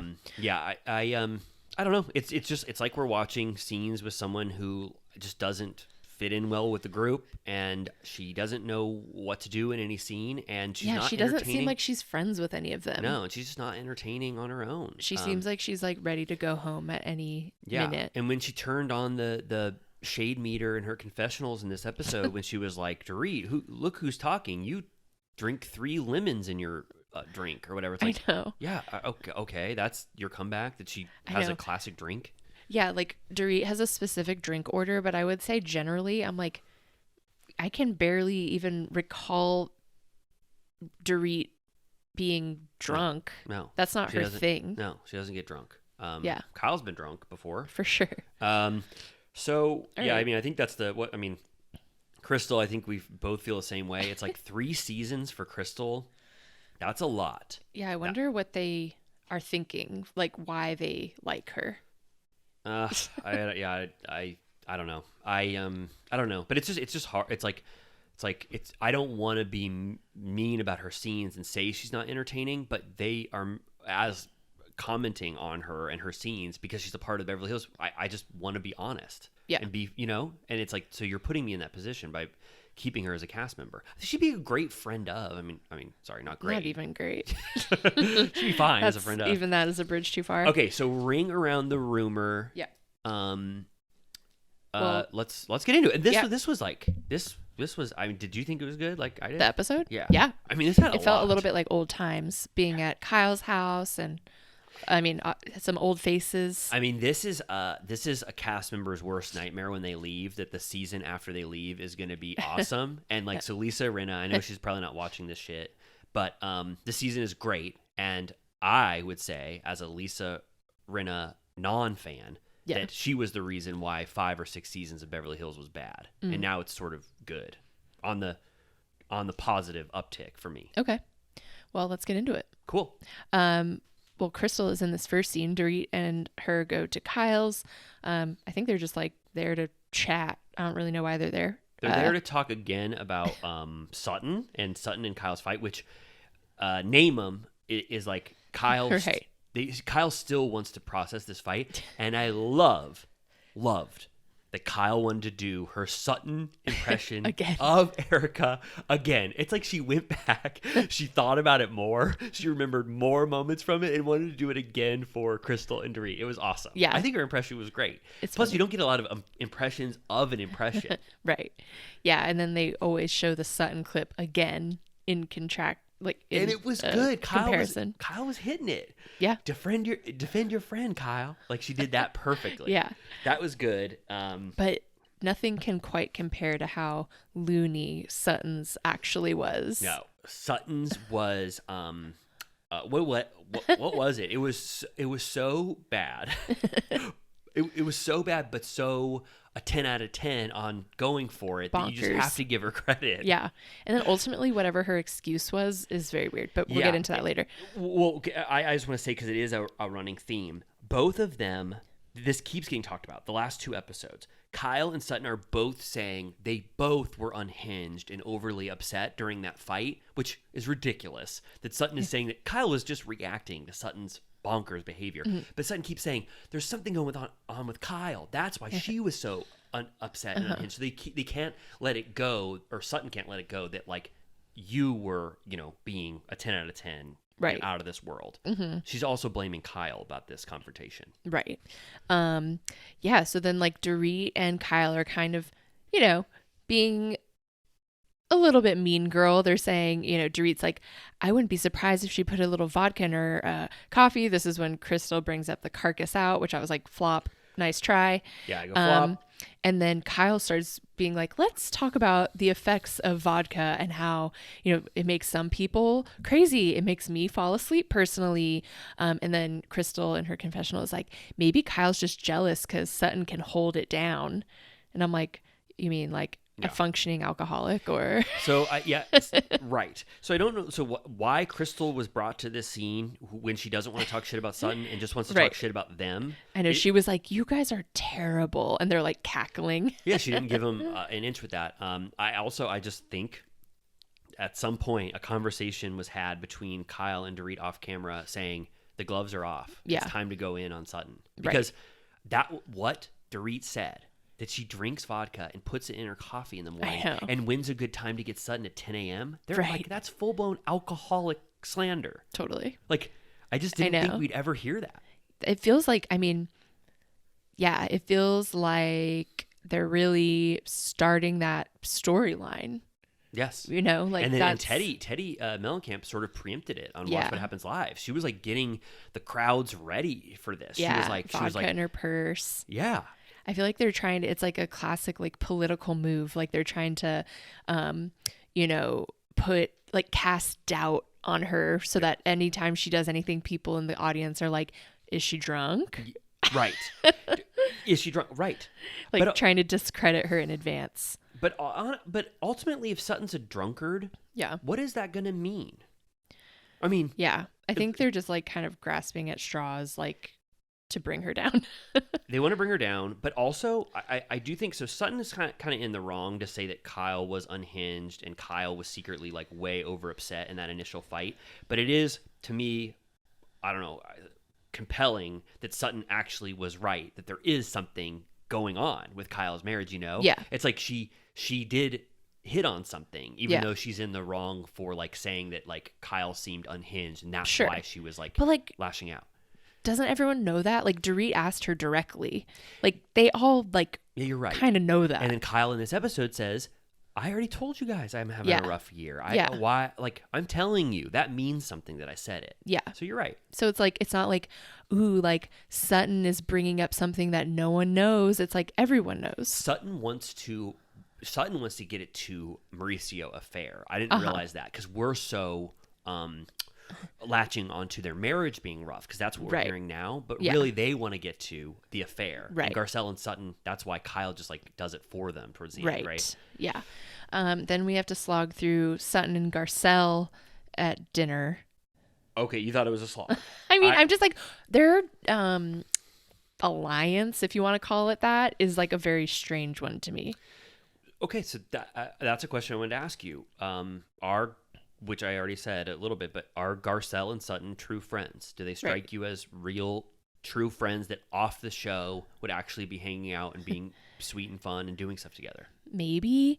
I feel like Garcelle is a little bit like, well, I guess I got kind of paired off with Sutton, and I think sometimes she regrets that allegiance. She said, remember last week or 2 weeks ago after Vegas, she goes, I guess I should like stop trying to fight Sutton's battles when she goes out to lunch with Erica, I think. She's like, Magic Mike. She's like, I should just like, I don't know why I feel like I have to defend her so much because everyone was like, come get your friend, Yeah. And she's like, why is it my problem? I feel like if Sutton does like one or two more annoying things, Garcelle's gonna be like, all right, like, can you keep it fucking together? Yeah, but like, because she never was like 100% on her side on this. Like she was like, tell me what happened with Kyle, like she never went fully in. No, she wasn't. She doesn't go fully in until the very end at the CBD dinner. Yeah. I what you're saying is like I want to think about it more, but maybe we don't have time to talk about it. About the alliances. Like, I did think Sutton was a great cast member up until I think these last 3 episodes where she's kind of going off the rails about Magic Mike. I was like, I can never defend you for that. That was weird. Yeah. And then this name 'em, I mean, it was iconic, but she was definitely in the wrong, and her blaming it on Kyle was bad. But I do like Sutton. Yeah. But I feel like Sutton is really like, Sutton is now the most powerful non-Fox Force 5 member, and they're all coming at her. It's like going to be a war between them. And then Sutton's alliances are just Garcelle and Crystal. But so you're saying that Garcelle would probably prefer to be more on the Erica, Dorit, Kyle side? I don't know if she like is on anyone's side is the thing. You know what I mean? Like, yeah, I that's what makes me think Garcelle just treats this like a job. Yeah. Because she's always kind of hated Kyle. She came out of the gates hating Yeah, Kyle. she always hated Kyle. She was like staunchly against Erica during the legal stuff. Yeah. You know, like she wouldn't let her off the hook for that. And I feel like Dorit, she's kind of like, you're an idiot. Like, I don't really like you that much. She's like fine with Dorit. whatever. She doesn't. I think. I mean, if she doesn't like anyone secretly, deeply, it's Erica. Yeah. But so it's kind of like, that's the thing. I'm like, I don't think she likes any of these bitches, you know? I think you're right. I mean, yeah, like I said, I personally love Garcelle, but I just don't know how really a part of this Housewives franchise she is. Yeah, it feels a little stilted. Okay, I'm glad we agree. I'm glad we got to that point. I did think it was interesting that Sutton's really trying to make Ocean Spray a moment. She's trying to get that Ocean Spray deal. I don't think Ocean Spray, though, is going to want to be in ads where Sutton pours Ocean Spray into vodka at restaurants. That's true. Did we talk about our friend Natalie's theory? I remember about it, the but I don't think we ever talked about it.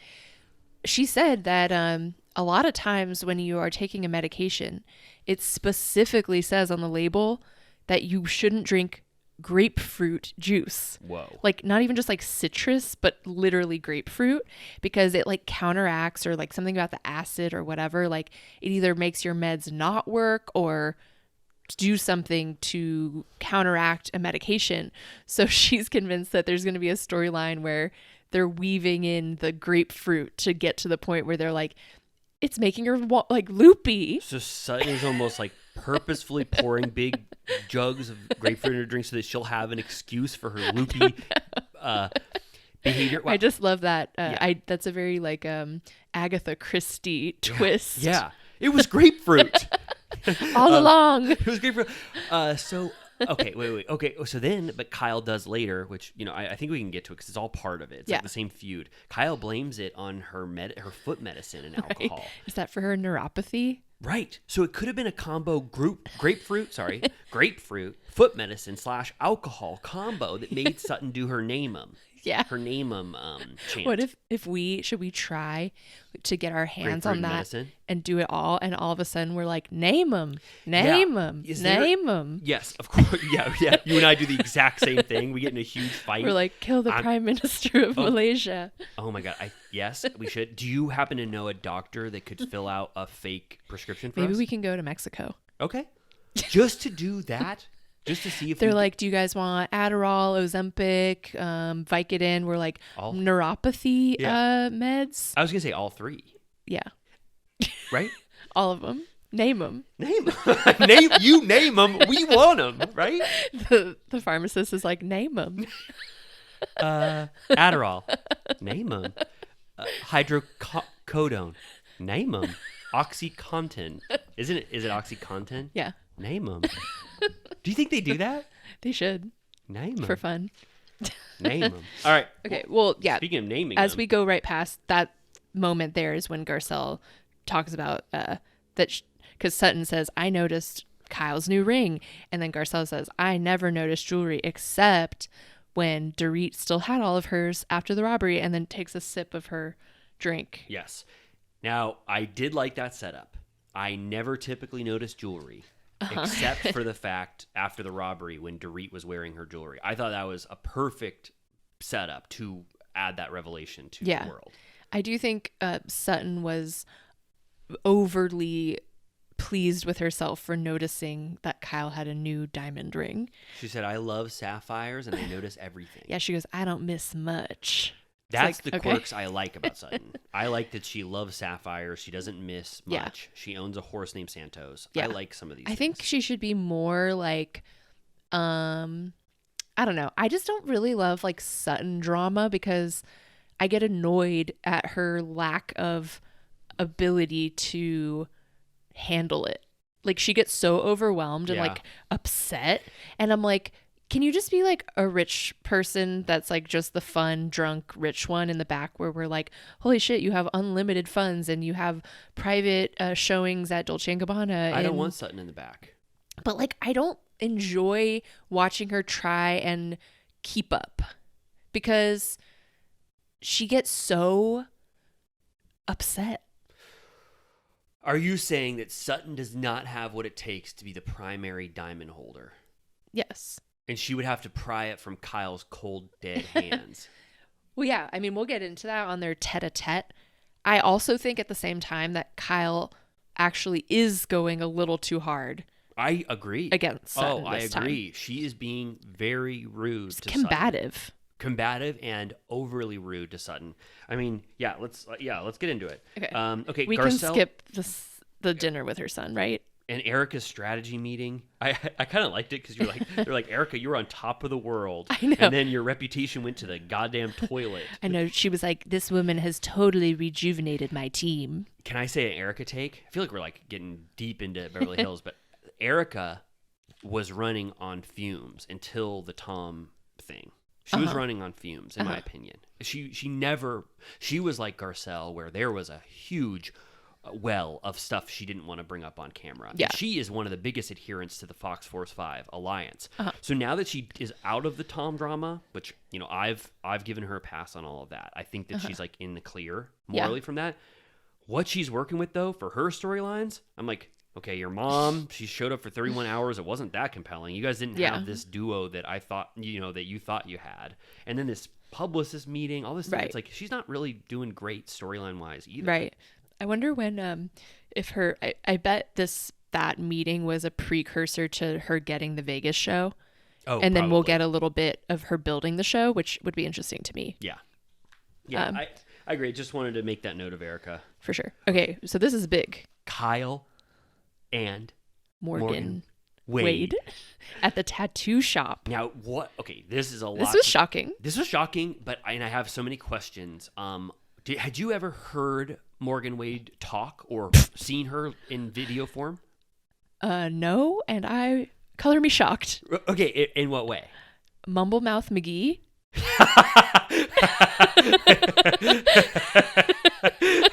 I was like, no way she sounds like that. Mumble Mouth McGee. Okay, I will say I didn't notice mumbling. She's giving like Moonshine Mama. Moonshine Mama Mumble Mouth McGee? Did you write those down? I just thought I couldn't place her accent, and I'm not well versed in like the different dialects of where is she from? Southern accents.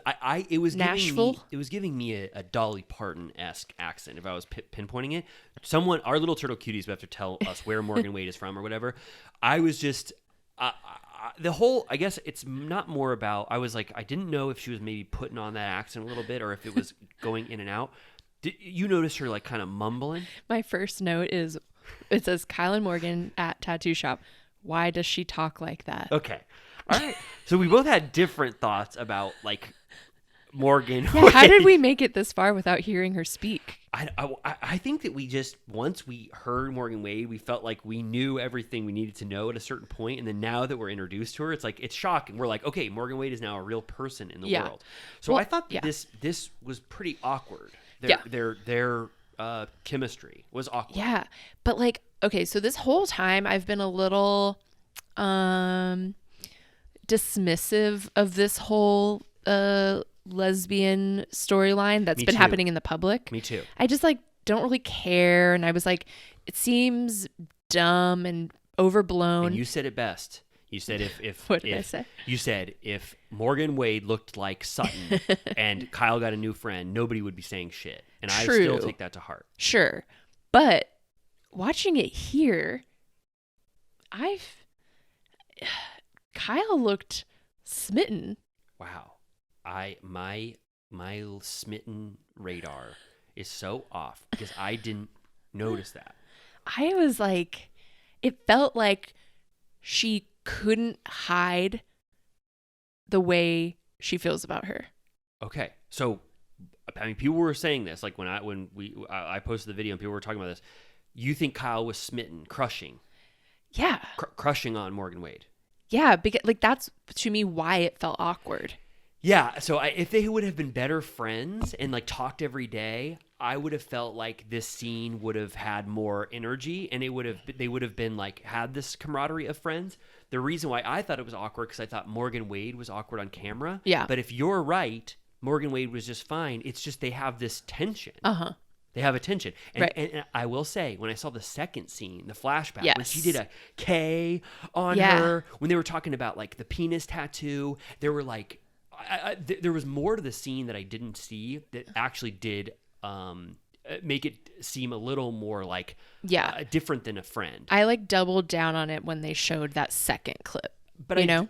Okay, so then I want to ask you, because you said this, and I think you're right, and I feel like that's how the majority of people feel. Like Kyle had a crush on her. Because when she said she stalked me, Yeah. it's like, who would ever listen to a song? And I have the song. Okay. Like Kyle was listening to this song on the radio, she says, and she was so Morgan Wade pilled that she posted it on her story. Yeah.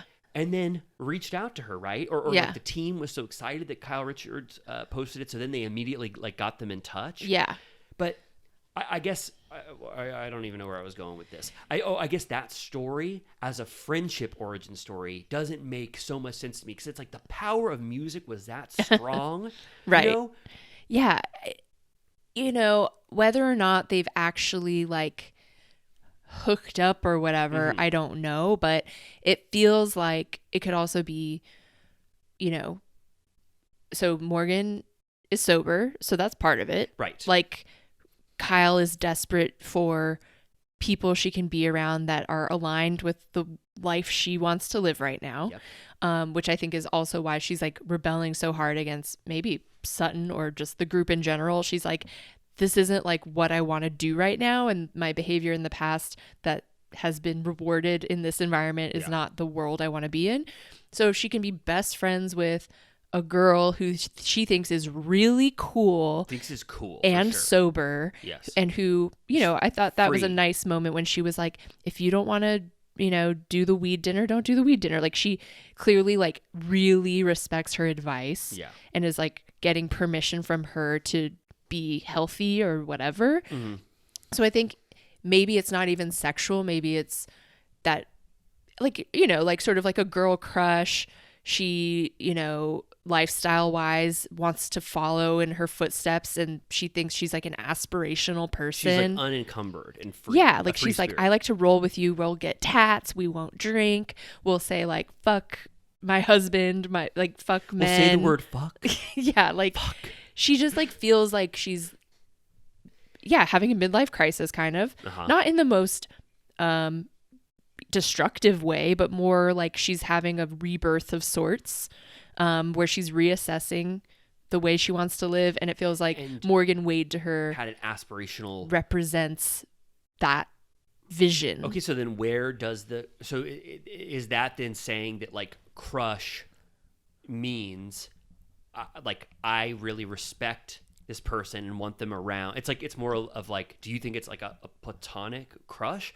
Because I was just wondering, like, if Kyle did have these feelings about Morgan Wade and Right. felt this way, let's say in the version where Kyle like wants to start a relationship with Morgan Wade, Right. would she have her on camera and invite her to a scene and have a scene where you felt sexual chemistry Right. between them, and then have that be a storyline, and then say that the storyline doesn't exist and they're just friends? Right. Like why invite her in? Why invite her if you're going to show the world in this scene that you like have an actual crush on someone? Right. Because ultimately, hasn't she said Morgan Wade and we're just friends and please Right. stop talking about this? Right.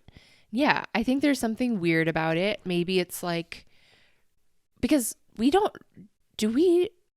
have confirmation that Morgan dates women, right? No, I don't. Yeah. I don't. I asked last night to no one. I said, do we know, Morgan Wade, is a lesbian? And I haven't heard that. I don't know. I think historically she has not been, or whatever. I don't know anything about her, but as far as I've heard, she's not. It's not a cut and dry thing of like Kyle is best friends with a gay woman, because then you're like, okay, like that is a question mark of maybe like Kyle's testing the waters or something, but I don't know that that's true.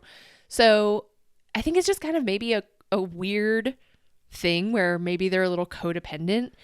Kyle is, I don't know, lonely in her marriage. Yeah. She's has to change the way that she's hung out with friends previously. She also doesn't have friends like Morgan Wade. Just like a hip person. I'll just say Morgan Wade is like hip and cool, alternative, or whatever you want to say. Like she has Dorit. Right. And like Teddy. And Teddy. No offense, Teddy. I mean, I'm one of the only Teddy fans, but I do think maybe it's just like you said, a different sensibility, a different spirit that she's really liking at this time of her life. Mm-hmm. I'm not gonna go fully say that Kyle would have a romantic relationship with Morgan Wade, because that's not what I read into the scene. But are you saying that it's possible, or that it maybe is just more like this is the type of friend I want, and I'm like crushing on this person who is in my life now? I'm just loving this vibe in my life now. That's the thing. I don't know. Like if it does turn out to be a bombshell that they're going to be in a relationship, I'd be like, well, all right, I guess everyone was right. But, Yeah. Well, yeah. I mean, Kyle could be trying to dispel the rumors until eventually, at she's the finale divorced or whatever, they say, can I just play 20 seconds of Reckless, and we pretend that we're Kyle listening to this song on the radio in her car? So this is a song Kyle heard. So let's imagine.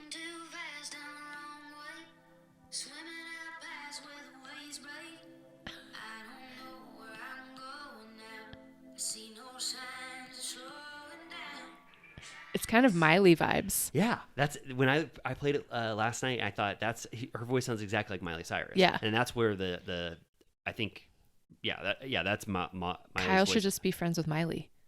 You think that's kind of like that's ultimately who she wants to be friends with? Would love to see it. Also, Kyle's tattoo was such a little basic girl tat. Did you see? I don't know if you saw this, but I watched it twice. The guy, originally it was going to be the Deathly Hallows sign from Harry Potter, and the guy erased it. Stop. Yes. No, I'm just kidding. But what the hell? When Mauricio goes, what the hell does that mean to you? Saturn with stars? She goes, I don't know what the hell it means. She's like, it's cute. Isn't it the first 5 tattoos? I guess maybe that's the threshold where they stop being symbolic? I guess. Saturn and stars? Yeah. I'm like, you couldn't have come up with something. And then one of the moments that resonated with me was while she was getting tatted, she said something about to Morgan, you taught me that you can't judge a book by its cover. And she was giving, I don't know, a little like, I don't know, felt like an inside secret. They also had another thing where like Morgan was like, oh, you don't like edibles though. That one time we did them together, your necklace was choking you out. I was like, damn, you guys had an edible time? Yeah. Like, and they talk every day. Right. She said. Yeah. And then she goes home to Mauricio. Yeah. And they just, it's so like bummer. Mauricio was giving work at his desk again. He was sitting there with his hands folded, looking at a computer going, honey, I'm in the office now. Yeah. And his pile of books was sitting there, and she kind of like mocked the book a little bit. Did we know he had a book? The Dealmaker? Yes. You knew that? I thought it was new.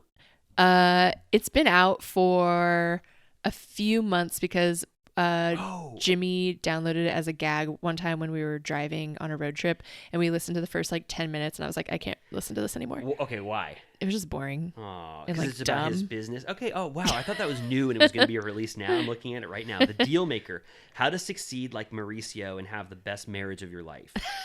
What? Broken Promise. It's kind of a cool cover. What is it? It's like him, and he's in a suit, and he looks kind of fun. Oh, wow. It's giving cigar, like masculine. Yeah. Yes, it is. But yeah, she said she hasn't fucking read his book, and he's like, you haven't read it? And she's like, I don't like to read on the computer. I like to read a book with pages. I'm like, it's your husband's book. You know my stance. If someone in your friend group, The sun just got covered by clouds. Oh my gosh, the light got dark as I started to say my one biggest pet peeve. Yeah, If someone this in is your Heather friend Gay group, part 2. yeah, if someone in your friend group or is a cast member on your show or your Heather's cousin, Whitney, you read their goddamn book that they wrote. Yeah. Like, it's the least you can do. They wrote a book. Whitney's in that book. Anyway, but yeah. So Kyle tries to lessen the impact of her not reading the book, but it's because she's spurning him. And then the producer's like, why haven't you read his book? And she goes, I'll get to it. I'm like, girl. Kyle, I know what that means. You're having a horrific marriage right now if you're not reading his book. Have we talked about what specifically happened in Mauricio and Kyle's relationship that got to them to this got them to this dead Do you place? think that something actually happened, or do you think that it was just like they grew apart? I mean, I hear, in addition to like rumors about him cheating, I've heard like secondhand accounts of him cheating. Like it's almost like there's so much smoke that it would be like, if he's never cheated in his life, it's like, where did all of this come from? Like, you know? That's always been the case. Yes. Like, but like since the beginning. He doesn't strike me as like a total cheater man. I don't know what cheater men, I know. I'm like such a naive, dumb bitch. I too. always think, I'm like, no, Me too. he would never. And then you find out, I mean, a significant amount of men in married relationships cheat on their Who significant has the other. energy? I would be busted. Like, for are you cheating kidding me? The minute I kissed someone on the lips, it would be out in the world, and I'd be divorced on my ass.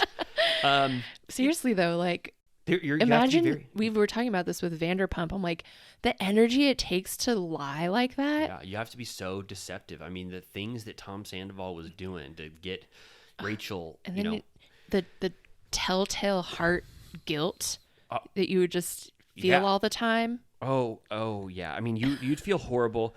So if it's that, but Kyle is really saying that Mauricio is like head into his work. He's like, the agency's doing really well. Yeah. So he's like, doesn't have time for her. They're emotionally distant.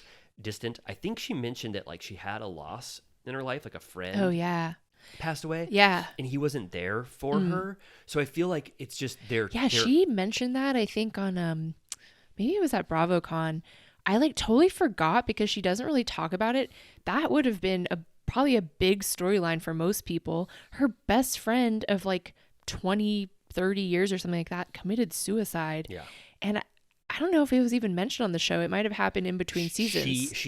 I think she mentioned it in like one line of dialogue in like 2 episodes ago. Maybe she like doesn't want to talk about it on the show, but I feel like for a lot of people everyone's like, it's like what we're talking about with Olivia on Southern Charm, where we're kind of like moving past her brother's death and it's not as much of an issue anymore. And Rod's pretending like it didn't happen in and I'm like, life. if Kyle's best friend of her whole life committed suicide, that would kind of give her carte blanche to have a hard year. I agree. So there's enough in Mauricio and Kyle's relationship that it could be not about cheating. There's enough going wrong there. I mean, they've been together so long.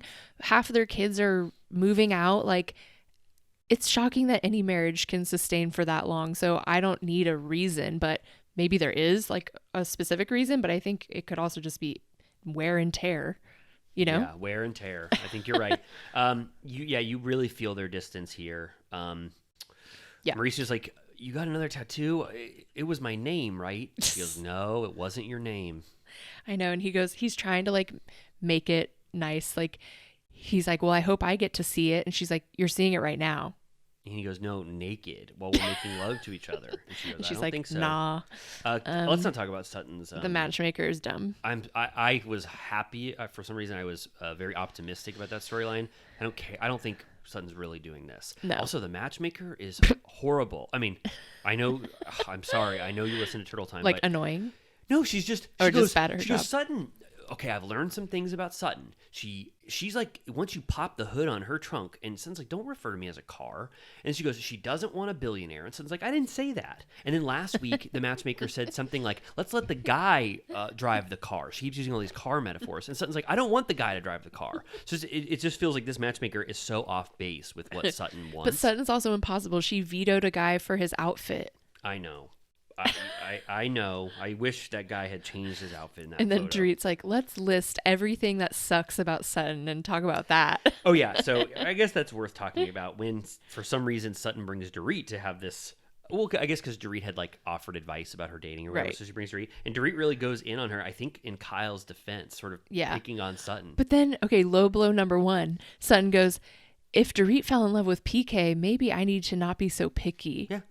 I mean, gloves are off. I'm like, okay, well, that's zinger number 1. Yeah. And then, okay, and then after this is where the FaceTime with Kyle and shows Morgan getting the K tattoo, which Kyle did physically tatted herself.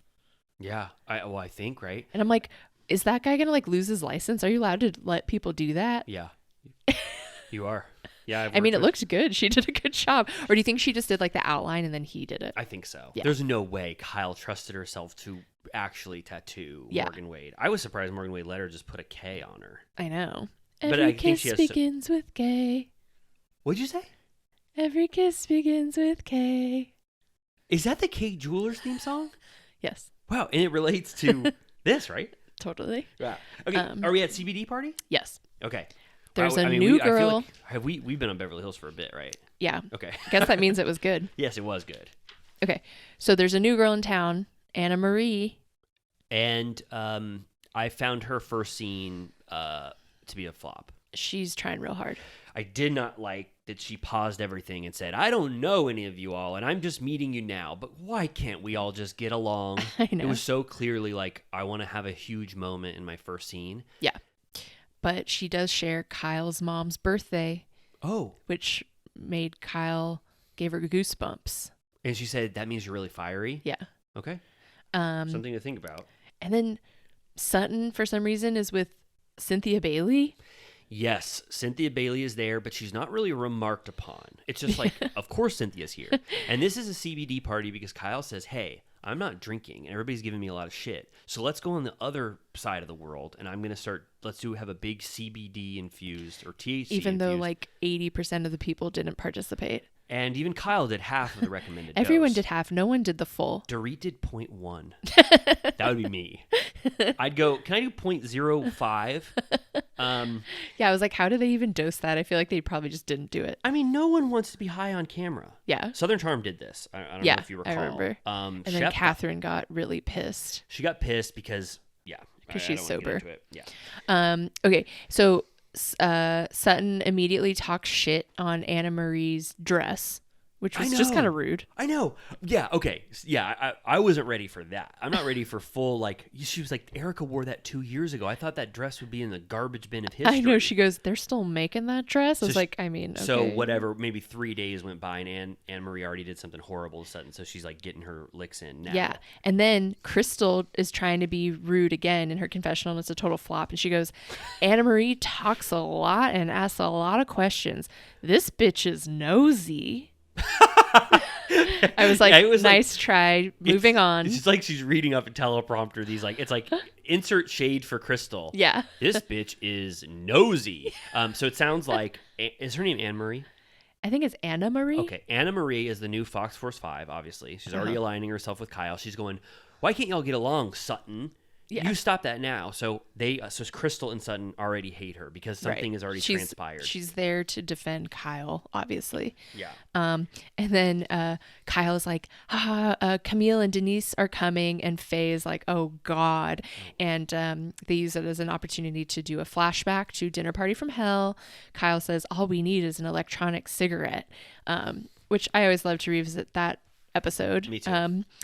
And so then, Well, I did like that the way they talk about that, like, oh God, I just banged the mic, sorry guys. The way they talk about that scene is, I like that they're like Bravo fans talking about it. Like the guy quotes it. Yeah. You know, it's like, it's just funny that's like, as they are as irreverent of that scene as we are. I think that guy, was his name Justin? I think so. He used to be like 10 years ago Kyle's assistant, Oh. but I think he's fully like an correspondent now. The dream. Yeah.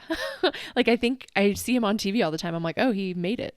The dream. And so then Camille and Denise come in. Denise is making kooky faces this whole night. She's drunk as hell. Yeah. Her and Aaron had a big swig of tequila right before. Oh, yeah. And then they walk in and Garcelle goes, oh, Yeah. And Denise goes, "What's O?"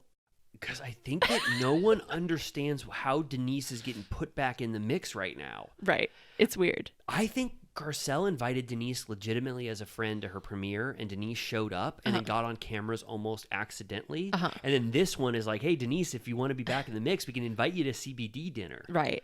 But Drive in Kyle- with Camille from Malibu. Right. Just hop in. Yeah. And then she goes, Garcelle's like, yeah, I'm not doing this weed shit. And Denise is like, I've smoked weed twice in my life.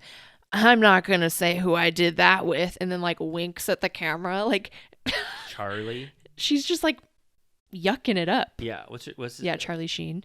Charlie Sheen made her I guess smoke. that was the implication. He made her smoke weed once. But I was like, what are you doing? Try this, Denise. It's called weed. You think he would do that? Probably. Denise, can I say my thoughts on Denise? Yeah. She never gave a lot when she was on the show. No. She's responsible for Bravo fucking Bravo, which is breaking the fourth wall, which is only iconic because no one's ever done it before, but Right. it was horrible to production. Yeah. She stopped the scene.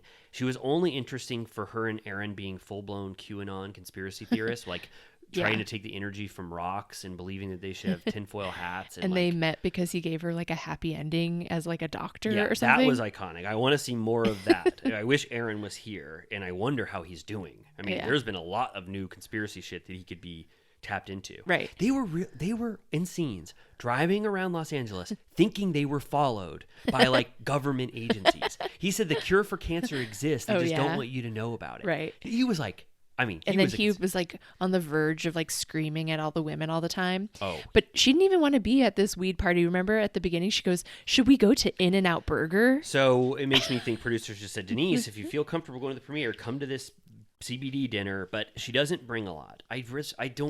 She's not needed. No. She's not needed on this show. No. And then they go to the table and it turns out that Faye was seated directly across from Camille, which I was like, Kyle, don't do that to Faye. Yeah. And she just moves. She's like, I'm not fucking doing that, Yeah. which I respected. And then, okay, so Sutton pulls Kyle aside to go over their drama really quick. And I was like, round 3? I know. I was And I'm like, not before dinner. Yeah, but it's like they had the name controversy. Yeah. Then they had a conflict again at Garcelle's premiere. And this is the third time they're talking about it. Yeah. So then Sutton is like, I guess I'll decide to be real here and tell you what's really going on, which it was valid enough. It was valid up until the point. It was valid. I was like, Sutton, you're selling it. I agree you were drunk as hell, and then you had this emotional thing happen to you. Where she lost Kyle. She shouldn't have said it. And then I get more money from the child support. Then Kyle's Right. brain just fully checked out. She was like, you have rich people problems. It's Right. just like the designer who was stuck in a Right. different country. Yeah. So if you didn't watch or you don't remember, Sutton said her ex-husband got a promotion, which is moving him to London. And What does he do, you think?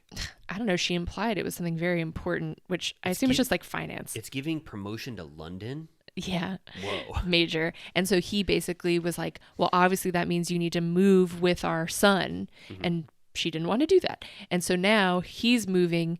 She will retain custody and her son will be with her full time, which means she gets more child support.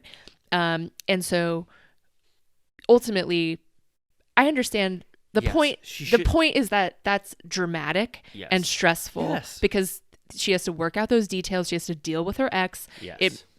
It affects her kids, where they live. Like, that's not nothing. No, it wasn't nothing. Kyle was very dismissive of this real thing. So I was like, Kyle, just fucking eat it. Like, you can be annoyed later and talk shit about, say everything you said in your confessional. Like, that's a perfect confessional She goes, judgment. I'm supposed to feel sorry for you that you're getting more money? That's And your your kid excuse? for more Yeah. time or whatever. So Kyle could be so easily in the right here on this, but she is treating Sutton like shit. Yeah, just say, I'm sorry, I didn't know you were going through that. That sounds hard. And then in your confessional, be like, oh, boo-hoo, you get more money.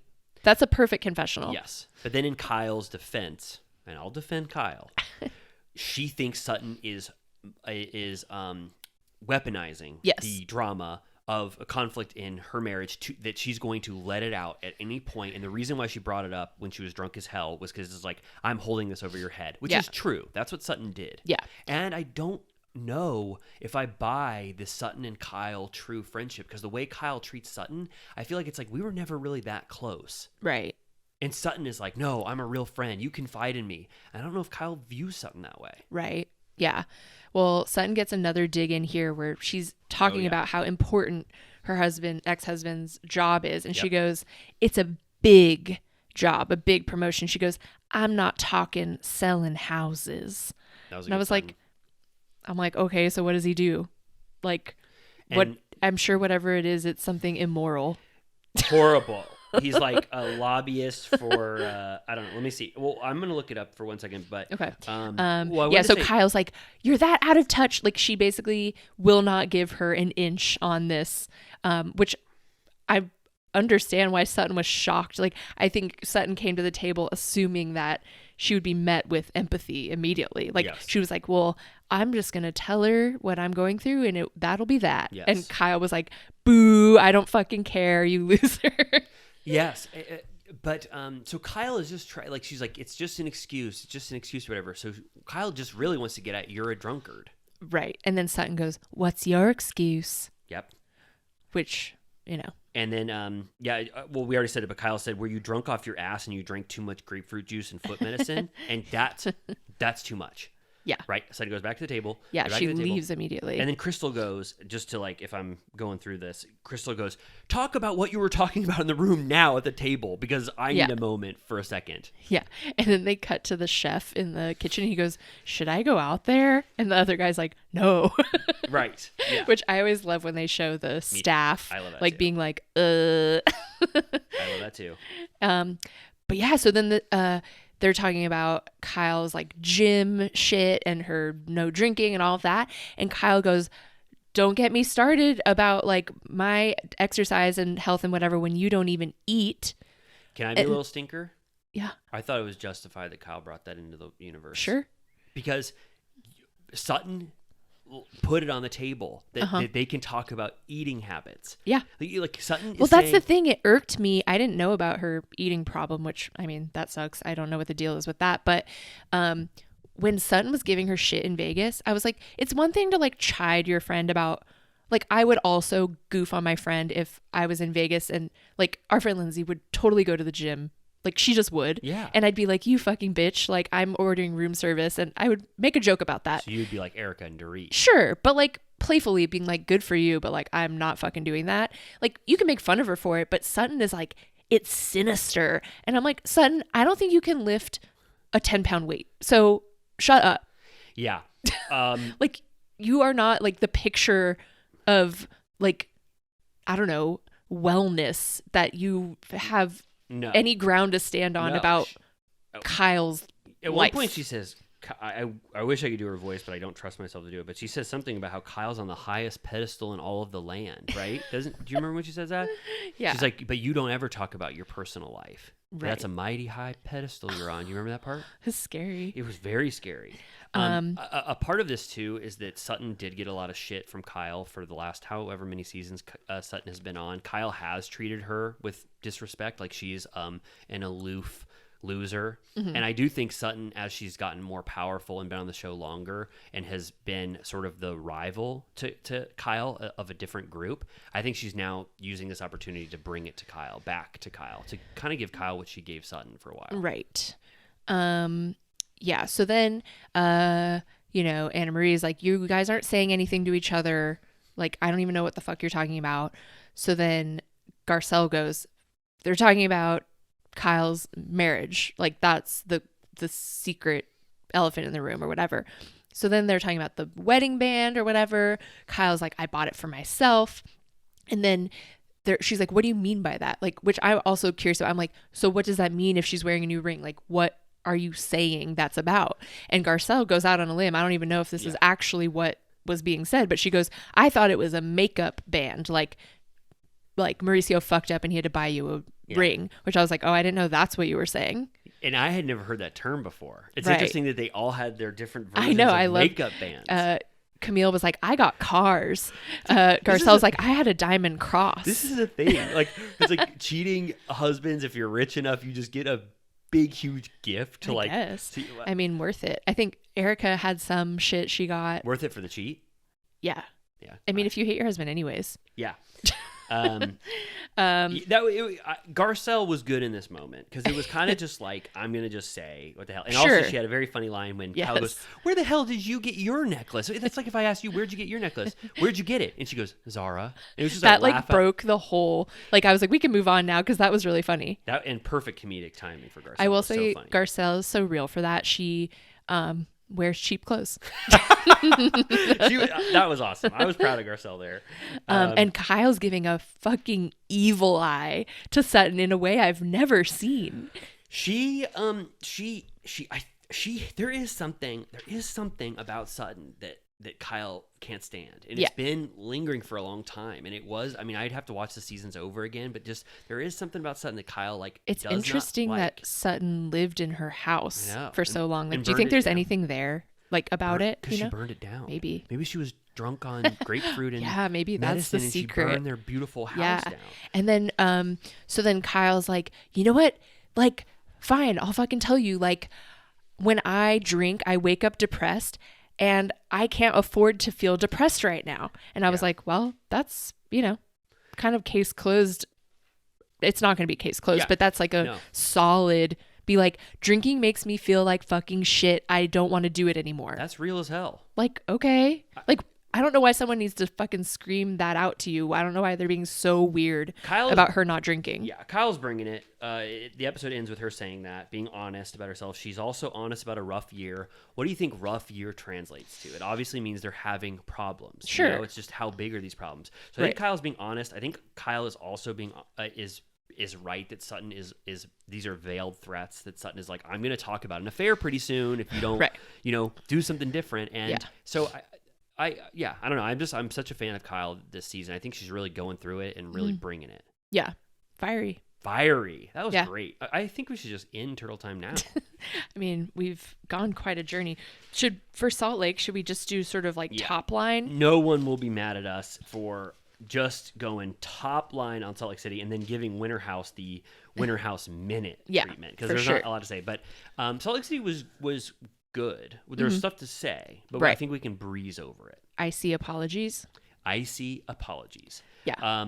If I'm talking about the through lines here, Whitney suffers a devastating loss in her life of her friend. And I was like, oh my God, in this episode, are we going to learn her friend is dying and then the friend is going to die? I know. Was it Sherry, right? Yeah. I was like, oh man, like if she's being, was it intubated or whatever? Yeah. I was like, oh God, this is going to be so horrible. And then like the next scene, it's like Sherry died. I couldn't fucking believe she was at that jewelry party. I know. I mean, I this is the one time where I'm like, I believe what Whitney's saying, that like she just wanted to be like, brave and go there and be there for Meredith. And I actually think that, that we're getting ahead of ourselves, but yeah, I mean, speaking of what I was saying with Kyle, like Whitney could have made a meal of that scenario generally if she wanted any excuse to, the way that like Meredith always has something going on that she makes an excuse about. I think no one is craven enough to like want to make a meal. Sure. Like that. I just mean like it hasn't even come up. No, Kyle's. Whitney's. Oh, you're right. Oh, that Whitney, this is our first time hearing this. Yeah, whereas I feel like if it was Meredith, we'd be like, she's not gonna deal with anything because of what's going on. Oh, yeah. And Whitney hasn't mentioned it. Right. So we hear this all in one episode. She has this whole, relationship. And then they show all the scenes. Like Sherry had been there for her a lot of times. She went to her Prism event. Yeah. Like the week before. That's the thing. I'm like, I didn't even know that was physically possible. Yeah. So Whitney was, it was so sad. And I really, I was touched by how everyone, consoled Whitney. I thought it was really sweet. Like when Meredith consoled her, Angie K really showed her true colors, which say what you will about Angie, but she's actually, I think, a sweet person. For sure. She's flopping a lot conflict wise, storyline wise, but I think she's a good person. And I like that, like, Lisa legitimately loves Angie. I think Whitney legitimately loves Angie. Yeah. Heather is starting to warm up to her. So I'm fine. If there's a real good friend in the mix, that's a good cast member. For sure. Did you like that Whitney and Justin were wearing matching Gucci shirts in the car. I've noticed that Justin, I don't know why, because I never notice outfits. Justin is really a brand name designer, brand name guy now. He wears Fendi beanies, Gucci shirts. He was rizzed out on Watch What Happens Live. Riz the hell out. He's wearing chrome heart jeans. I'm like, well, I don't know what, I would never wear that kind of stuff, but it's like he's really making a statement of, I'm only going to wear big designer logos on all of my clothes. Yeah, it's ridiculous. Yeah, and so their problems get nipped in the bud, which is exactly what I thought was going to happen. It's like everything pales in comparison to what Winnie's dealing with. So they're definitely putting a pause on like their relationships. Like, we're fine. We want this marriage to work. That's all that matters. Right. This Lisa and Meredith lunch, I was like, I can't even like keep track of what they're talking about. I thought the exact same thing. I was like, what? This is so convoluted. I don't understand Meredith's take. I'm like ride or die for Lisa now. I'm almost on Lisa's side for every single scenario that she's been in. I feel like people are really coming at Lisa, and she's dealing with a lot from everyone. Whitney comes for her. Monica has been coming for her like guns blazing. Yeah. So Lisa's dealing with a lot. Meredith, I think Meredith wants to, again, lessen the impact of her saying veiled threats about Angie K's husband, which she was drunk as hell, but she did it. It's time to own the rumors and the nastiness. Yes, it's time to just accept that you did something egregious there that most people find egregious. Angie finds it egregious. Lisa, you can't really get mad at Lisa for telling people what you said. And that's what's a sticking point for Meredith. And Lisa already says, I've been keeping you at an arm's distance here because our friendship is so tenuous that I don't want to like rub shit or whatever. And Meredith's like, well, did you keep your distance, friendship wise, or did you put your friendship on pause with Angie K? She's like, no, I haven't been doing that. It's because like I think things are just still too bad between Meredith and Lisa that they can't fully resolve their issues. Yeah, it was all semantics. I was like, I can't deal with this. And then did you like that Lisa was wearing those very Angie K glasses? Yeah. I was like, bitch stole her look. It really was. I was like, is Angie K coming in the door of this restaurant? So they sort of, they come to a, I don't know. It was sort of a, what's that called? Just a truce. Right. It wasn't resolved. It sounds like there's still issues. Meredith like just never makes much sense. I know. She's like, karma comes back. I was like, okay. I could ruin anyone's life right now. I know. Damn. I loved that. Meredith, please don't ruin my life. I love when she was like, you said you could ruin her life. And she goes, anyone could ruin anyone's life. Lisa didn't even make a meal of that. She could have made a meal out of that. I love it's like forever. Someone says like, I'll fucking kill you. You're like, I mean, anyone could kill anyone, really. Yeah. Mary, for sure. Mary and Monica's scene, I just want to say, Monica, so I really loved Monica this episode. I felt like she came roaring back after a flop last week. I loved her reintroducing the Bermuda trip with wonderful rum and pastries. I love that she did a full mea culpa to Heather. A great apology to Heather. Like, perfect. Everyone kept being like, dang, like, you're really good at apologizing. Yes, it was like she went like above and beyond. Monica did one bad dip in my mind where I was like, oh, I don't know, Monica, I can't deal with these Lisa Barlow impressions, and you really got withdrawn at the party. But then she this was Monica full force. Like a little, her apologies were so over the top that it makes me feel like they were very calculated. I like them. I was like Lisa. I was like, I want to hear more. Just wait till Bermuda. Right. Oh my gosh. Wait, modern missionary menswear? Modern missionary menswear was awesome. That was a great scene. That's the kind of shit I want to see. Me too. But wait, well, I just want to see if there's anything about the Mary and Monica thing. Oh, Monica did just say, I got it. Monica, when you listen to this, she goes, I don't know how things got so bad between me and Lisa. I know. I've been watching this season for 12 episodes. You started it fully. You did everything on this Lisa front. You started this feud completely. You called her a piece of shit. You called her materialistic. You started doing horrible impressions of her voice. You started talking shit. It's like, we all know where this stemmed from. Lisa didn't have anything to say about Monica before she went fully in on it. So it's kind of ridiculous for Monica to be like, I don't know where this started. Right. For sure. Okay.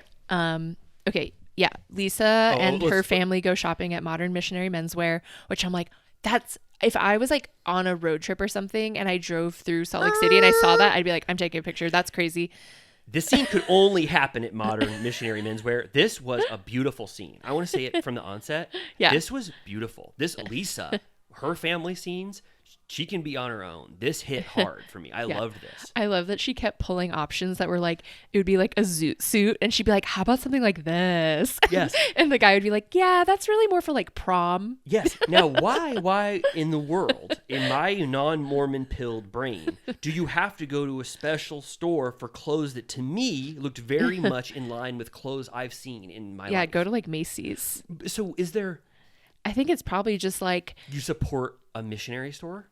Yeah, I don't know. Do you think it's like owned by the church? I'll be honest with you, no shade to modern missionary menswear, but I could have gotten a tie and a white t-shirt and slacks at a different store. Yeah, maybe it's owned by the church. So everything in there is like sanctioned. Ooh, so it's like a little bit of, what's that called? When you, like you're basically making money from this one thing. Yeah. I don't know what that's called or if that's even a thing, but it's like you get extra. Tax exempt. Yeah, it's like that's where you buy your clothes.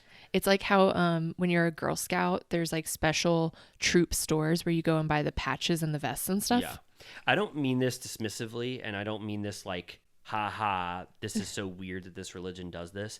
But there is attire that is specific to Mormons within the outfits that they wear, right? To sort of like protect them, or you know like what I'm undergarments. Yeah. So is Does it everyone wear those, or is that because Heather talked about that? Yeah. Is it women only, or is it men too? No, I think men wear garments because is it always, or is it only in church? Because when Mitt Romney was on the campaign trail, somebody accidentally pantsed him, and his Mormon underwear were under them.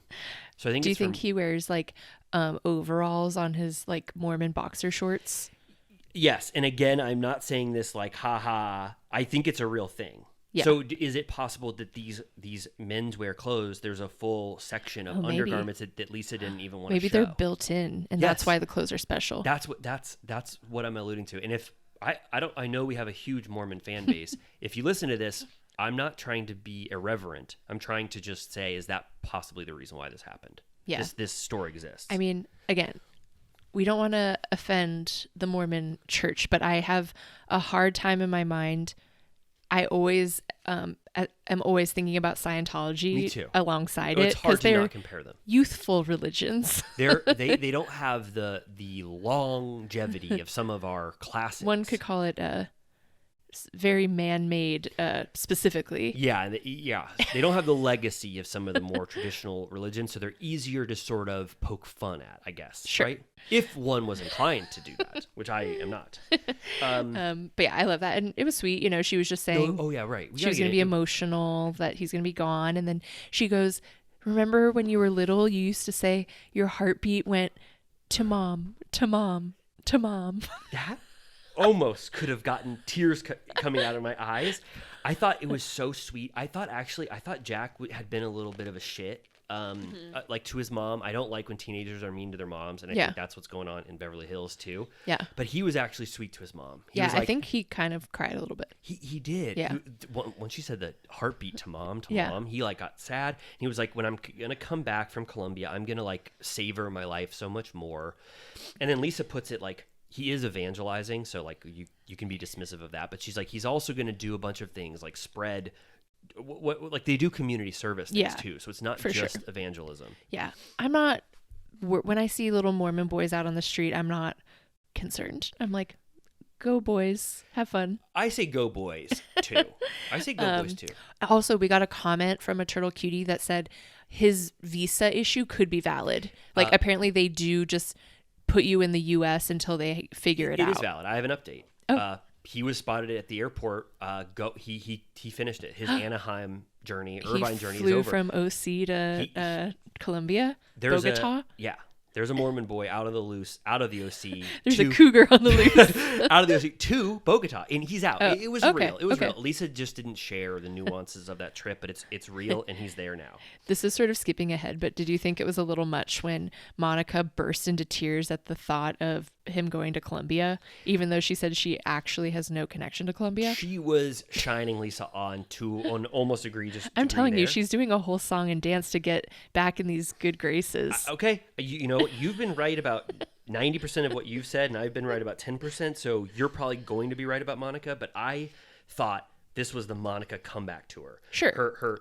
Her we don't have to talk about her Heather dinner. We already talked about it. She just gave Heather no excuses apology. Yeah. She was like, you set this up. I was so honored to be, sharing that with you. I am going to Bermuda. I'll never do that again. Yeah. It was like, I like how she opened up. She goes, so I'm not coming. And Heather just goes, okay. yeah. And she's like, no, I am, you bitch. Yeah, that was fun. Also, they never really explained why she brought a case of vodka. Did Meredith request that she bring vodka to her party? Like, she had to lug an entire... Who brought a case of vodka? Monica. Oh, it was the rum. I was like, okay. Oh, no worries. Let's talk about it. So can we go to Meredith's event now? Yes. The coup de grace of the episode? Plated by Meredith Marks. So, okay. Terrible Meredith name is in my like, opinion. She's hanging by a thread. She's got her clothing store, Meredith Marks, right? Meredith. Yeah. What's it called? Marks by Meredith Marks? Yeah. And then now she has Plated. That's a terrible name. I don't know. I don't want to say that, but this event... Because plated means that it's cheap. Oh, right. Like gold plated. Yeah. Is it called Plated? Yes. Okay. All right. Well, yeah. Okay. Maybe she needs But to it's think still of that. expensive. But that's not like a bragging. That's not like what you want to lead with. That's like means it's like a level below. Do you think she forgot that plated meant that? Let's tell her. So So what happens is everyone arrives, and then Whitney has, she is bearing an emotional burden. Like, she's sad as hell. Yeah. And I think she came here legitimately to be a part of Meredith's event. And I think that I agree or believe her that Sherry would have wanted this to, her to just have fun in her life. So this was nice. Immediately when Whitney arrives, I thought this was sweet and a huge plus for Meredith that I haven't seen in a long time. When Whitney tells her that Sherry died, I loved Meredith's response to it. It was so sweet. Yeah. She held her. She goes, "I'm so sorry." She cried, and Whitney and her had a little bit of conflict. Like they were, and I thought it was so sweet that paled in comparison to what Whitney was going through, and Meredith just gave her everything. I thought that was so sweet. Yeah, it was nice. I will say, can I say something a little sinister? Yep. You should go ahead. Yeah, of course. Sinister about Whitney? Yeah.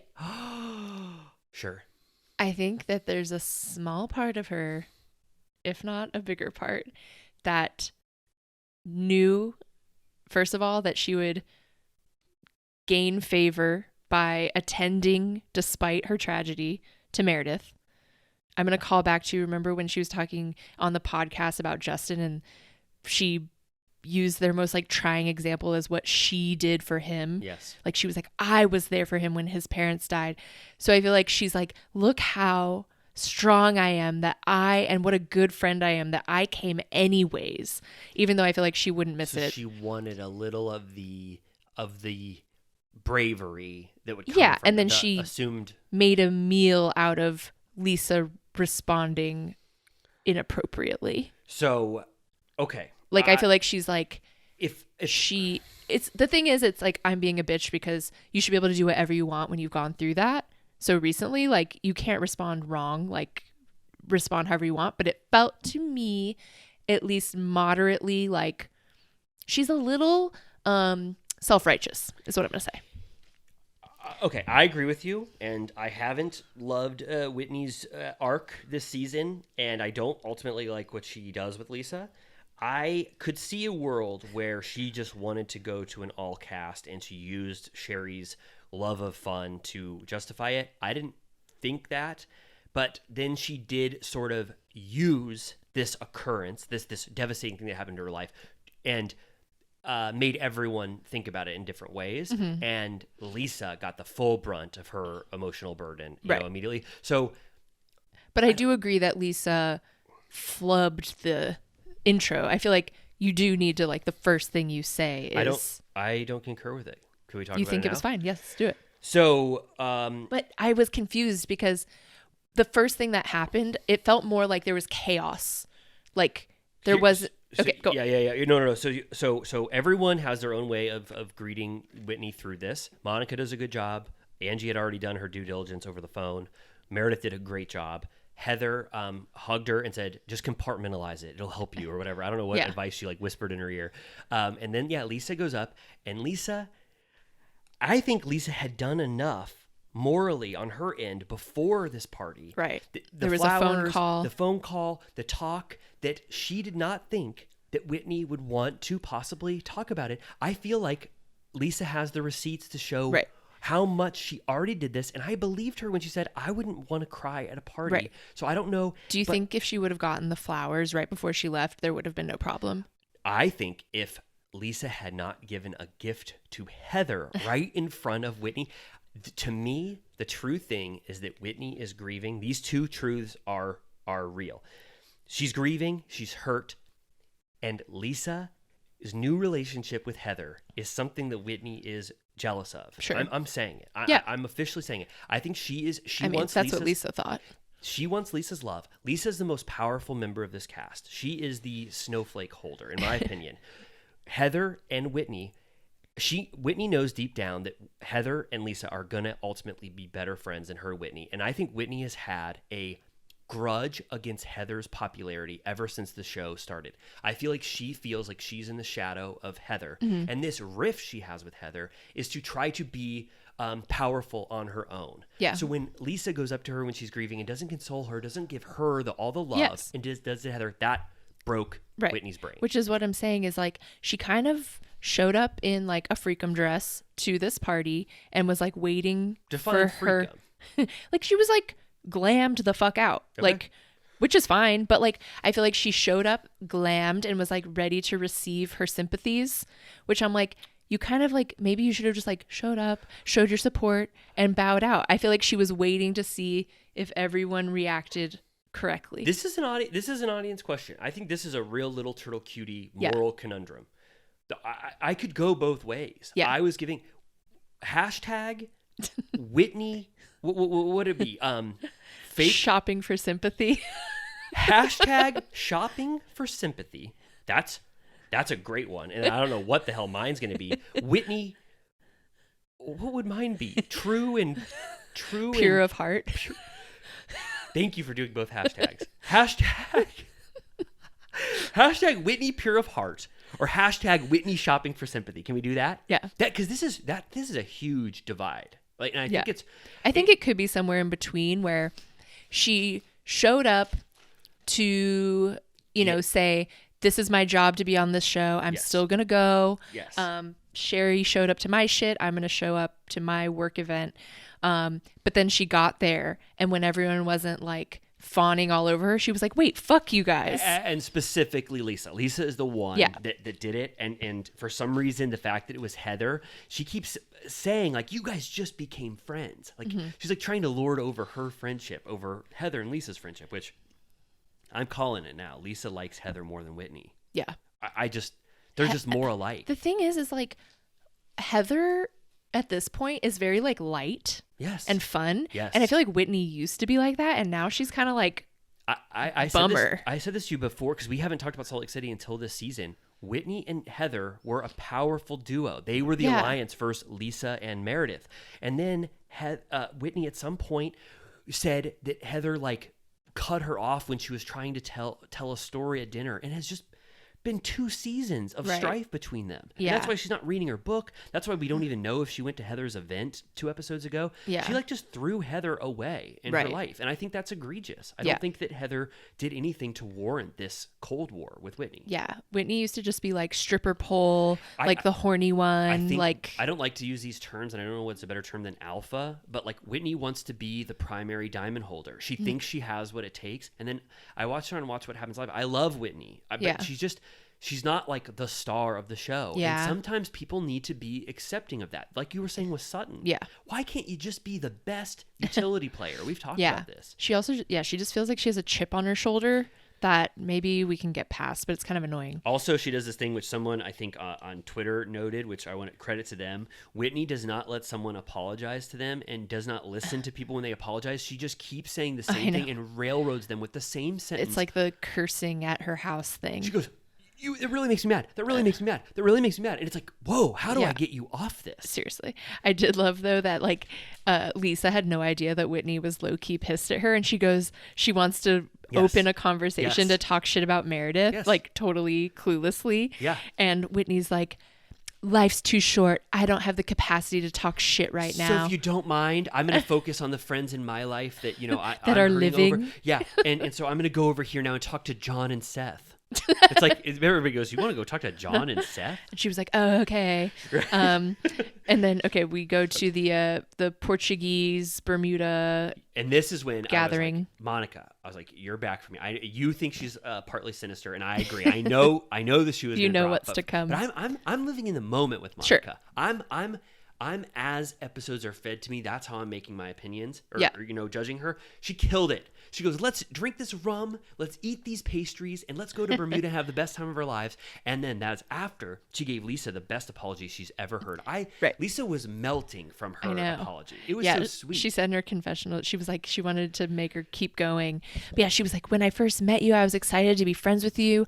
I really respect you. Yeah. I'm like, you don't have to go that fucking hard because you hated her guts last week. Like, you could just be normal and be like, I didn't mean to disrespect you. I want this fake fight to end. Monica did not have a legitimate grievance against Lisa. I'm sorry, Monica. I'm sorry. You went out on a limb on a feud with an OG, which is something that is a way to get power when you're a first-time cast member. You did the wrong one. Like, Lisa did not do anything to you. Well, go after, I don't know. You already tried with Angie K. Go after someone else. Yeah. This feud was so one-sided. I'm just so glad she just admitted, I know it's not going to last, but I liked this apology in the moment. I'm glad. I just want it to be over. Totally. So yeah, then I feel like she felt like she had to make up for the flop trip announcement. And she went over, she did like a 10 out of 10 when she was giving a 1 out of 10 before. It was like a producer whispered in her ear or someone told her, she was like, that did not go over well. Right. Go full force. And I was glad. I like to see her back. I also like when the guests at Meredith's party start to go over near the rum and those pastries thinking that they were for all the guests. Yeah. And Monica said, that is like such a real thing that would happen at Which means that there was probably no food at that party.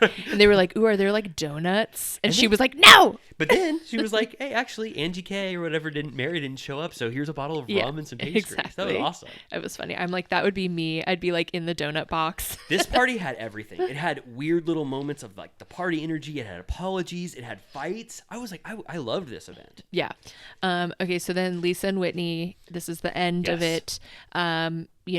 Whitney's pissed off that she ignored her at the beginning of the party.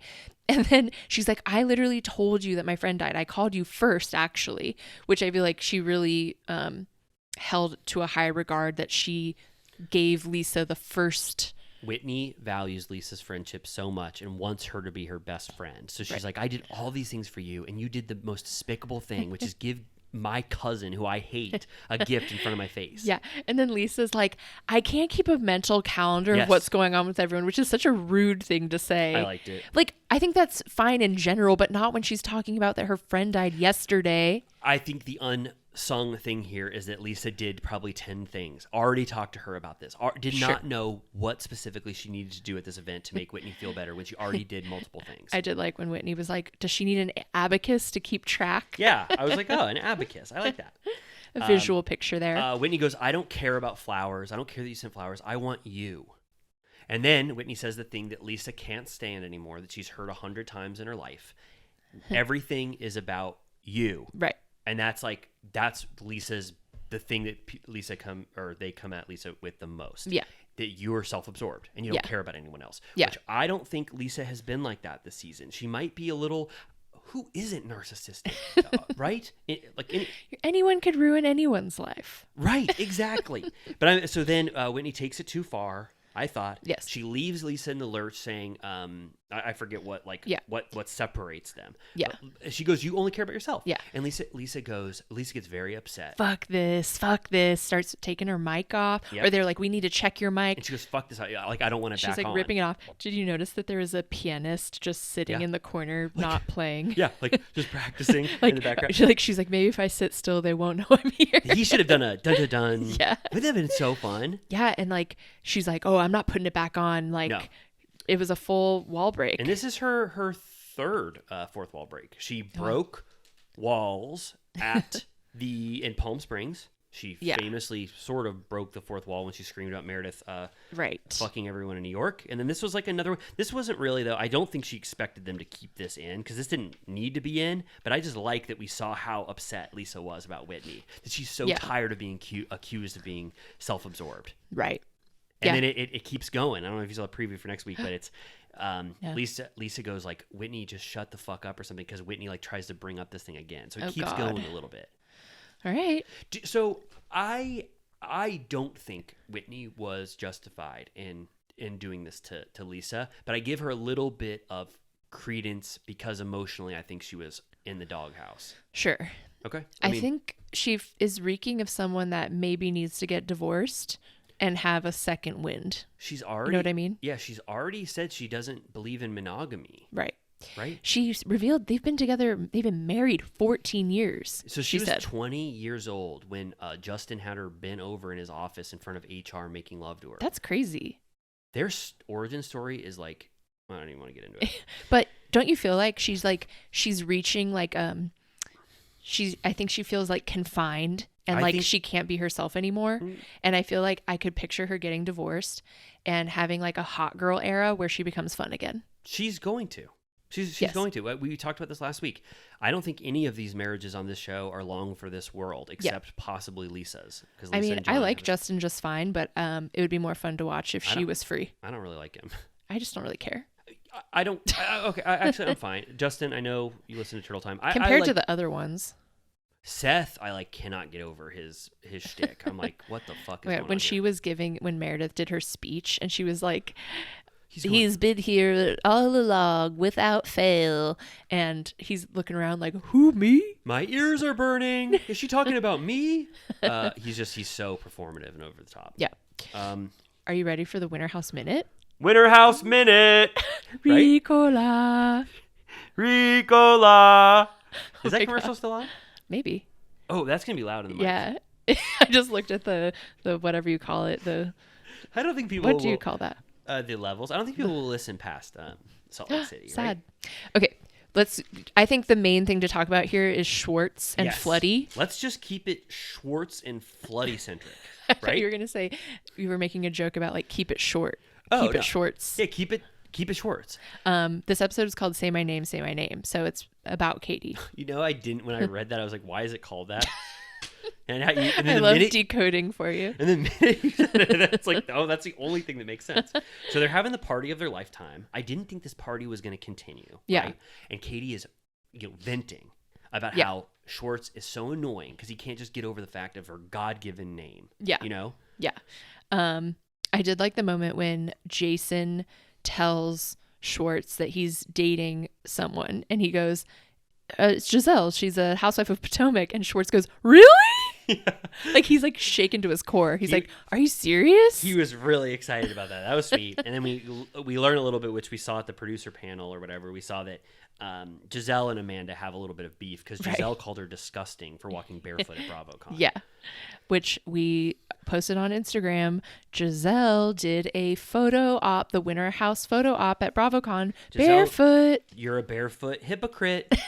You're a hypocrite. And then another main thing that happens this episode is that Danielle continues to be a little bit fatal attraction with Alex. Yeah, and it didn't She was help. wielding a knife at one point. It didn't help that she had that, what would you say, 10-inch knife. She was like kind of muttering under her breath again. I'm gonna kill She's him. like, I'm not the one. Yeah, I'm not the one. I'm not the one at all to fuck with. And she's like holding that knife over. Alex was like, Jesus Christ. I thought it was, it didn't occur to me that Amanda wouldn't take her side immediately. I kind of liked that. Amanda was voicing what I was feeling voice last of reason. week. I don't know. Amanda goes, let me deeply think about how mad I would be if I was having a casual hookup in a hookup house with someone who was very clearly into multiple people in the house. We fucked once, and then he starts to flirt with other people. She's like, she really had to get in that mindset. And then she was like, oh, I'm married, so it takes me a little longer. But I'm in the same mindset as Amanda. I don't fully know. Like, I'm not a full fuck one in the house, and you can Well, never... it's sort of like, I understand why you would feel disrespected, but then if you now know that that's how he is, then like don't hook up with him anymore. He was so upfront about his sexual behavior that they almost bonded over the fact that he was trying to get Jordan and she dissed him or whatever. And then now Danielle was like, well, I still want to, have sex with you. It's just like, I think basically Amanda was like, be cool. Don't be all like uncool. She was. And I'm fine with Danielle doing this. I'm fine. But Amanda doesn't have to have your back morally on this. I don't fully have Danielle's back. I respect her for doing this. I respect that she doesn't want to sleep with someone, then have him flirt with somebody in a cowboy hat, right in front of her. I did like when Amanda was like, me and Danielle differ in a lot of ways. Yeah. I mean, we saw that in Summer House. Like, this is the first season where they're probably going to be friends after a really long, iciness towards each other. Yeah. Okay. Yeah. So you want to talk about Schwartz's and Katie's trajectory over the night? I think it's very beautiful. Yes. So Schwartz is a 10 out of 10 drunk, which Yeah. I haven't seen him like that in a while. Since like the early days of Vanderpump Rules. Like, he's drunk wearing sunglasses. He almost looks like Weekend at Bernie's. Like, you can prop him up and spin him around or whatever. But for some reason, he's being sweet to Katie again. He's let his drunken guard down. Yeah. And now he's ready, as long as it's not on camera, Yep. to do what he really wants to do. Yeah. At 1:07 a.m. It was 107? Yep. Oof, that's a good time to go in the bathroom. They go in the bathroom. He's like, I think you should come with me. Yeah. And then she follows him in. Yep. And then whatever happens for a minute. And then she throws the bra out. I don't know if it was hers or someone else's. I think it was hers. I think Okay. I was so wrong. It was hers because there was a long enough time to where you But could see why after- would she throw it outside? Was it to let people know that they were inside? Yes, Like it's a a sock on the doorknob thing? It's a sock on the door, and for some reason, Malia and Aisha, is there not one more bathroom you guys could go in? I know. Can I get my contacts out? Really? I'm like, wait. You get those things. Those are probably 1 days or 2 week contacts. You definitely brought another pair. You can just put those in. Yeah, like that she's been trying to get laid this whole time. Just Aisha is fucking like, wait an hour. Can I go in the toilet? Oh my God, that was hilarious. I'm just. So, I was like Andy Cohen saying I felt bad for you. I know. Getting fully Cock-blocked. CB'd. Yeah, CB'd by the back. She says, you hear it through the door, like a little bit. She goes, I respect that you don't do any of this on camera. So like that was just like said out loud. And then Malia wants her contact case. So she's like, give me a minute. And then Aisha busts in. I mean, she was like blackout. Like they showed her before that. Everyone had tucked her in bed. And when he was recounting, he says she just like sat on the toilet right next to them, right, and peed while they were doing that. Yeah, but at first when she tries to bust in, he goes, I'm pooping. Right. Pooping. And then he's like, hold on, I'm covering up. I guess if you're saying Aisha was very, very drunk, then I'll give her a little credit. I just like wish they could have just like let 10 minutes happen in there. Like, Seriously. Is there no other bathroom? And I know. The bra on the ground, and knowing that they're in there, they should have just taken the L and gone somewhere else. I know. But they were rolling around on the ground. Schwartz says the shirts were off, but it was PG-13. He says no sex. How do you think about that? I believe it. They didn't have very much time. No, it was quick. And also, Tom Schwartz was so drunk. Totally. And then they get kicked out of the bathroom because they're like, well, we're not going to go beyond that event. Yep. So they go to bed, and then Jason knocks on the door and he's like, can I sleep in here? Oh, I didn't even notice that. He slept in because Alex's bed was empty because he was in Danielle's room, I think. Where was Jason supposed to sleep? I don't know. That was so sad. So he's just like knocking on doors. And then they're like, yeah, the sexy time is done. Like, you can just come in. Yep. And then, like you said, Danielle and Alex make love again. So Danielle keeps getting mad at him at night. And then 2 hours later wants to have sex with him still. Exactly. I'm like, you can't get mad if you know what the deal is and then you continue to be down. I mean, those are things I think, but do we all, like, is that how the world feels? I mean, I think that's the case, right? If you want to say you're hurt by something, right? You don't continue to do something that's going to hurt you. Right. It's, yeah. Okay. So also, I'm not going to do an impression, but Aisha's voice is fucking crazy. Yeah, it's yeah. The mix of the Kiwi accent and just the way she talks is like bonkers. Did you see that we had a divided house on Look Like Sisters? I think it was more on your side. I gotta say. Thank you. Oh, I want to say when Danielle wakes up, I thought this was a laugh out loud moment for me. A classic Danielle line. She tells Alex, she goes, last night I was cursing the day you were born. It's like, it's just so funny that she like knows in her mind that like that's how like horrible she was about him. Like hated him so much, and now she's like cuddling with him in bed. Right. Yeah. I'm just like, I don't know. I'm like, just have fun with him and keep it light. I have to say about Kyle and Amanda, I'm like, I don't know. There needs to, like Carl, forging a new path on Summer House, a non-drinking path, which I know he can do. You don't have to, well, you say differently, but you don't have to be drunk as a skunk to be entertaining. Carl's going to forge that path. I know he is. But can you, is there a way to be entertaining on Winter House and not hook up? Corey is not being very entertaining, but I don't think it's because he's in a relationship and he can't make out with people. Can't people just be inherently entertaining? Brian Benny is not like hooking up with people all the time, but he's just being very fun in Winter House. I don't know. I guess Kyle and Amanda has just gotten to the house, but I'm just noticing I don't know. Low energy. Yeah, I don't know. Is Kyle having fun, or are they editing out a lot of his scenes because they want it to be more focused on the makeouts? Right. They're kind of like, I don't know, they're kind of just like in their room talking about everything that's going on, like giving their takes on everything. The review. Yeah. I have a question. Do you think that there's a ban on doing puzzles in the house? Because if I were in that house, summer or winter, I'd be doing a puzzle. No, there can't be, because even though it's like a slow pace or whatever, I think it'd be fun for like to see those check-ins and like montages of somebody putting pieces. But I feel like it would be too all-consuming, and then it would become boring. Like the footage would be boring. I think someone who is very entertaining could make doing puzzles fun. I should have asked that at BravoCon. Everyone's getting like the tea, and I'm like, do you guys ever do puzzles? That would have been a good question. 1,000 piece? Do you think people would have laughed? Or people would have been like, I had that question too. Everyone would be like, or people behind you in line would all walk away because they were just about to ask that.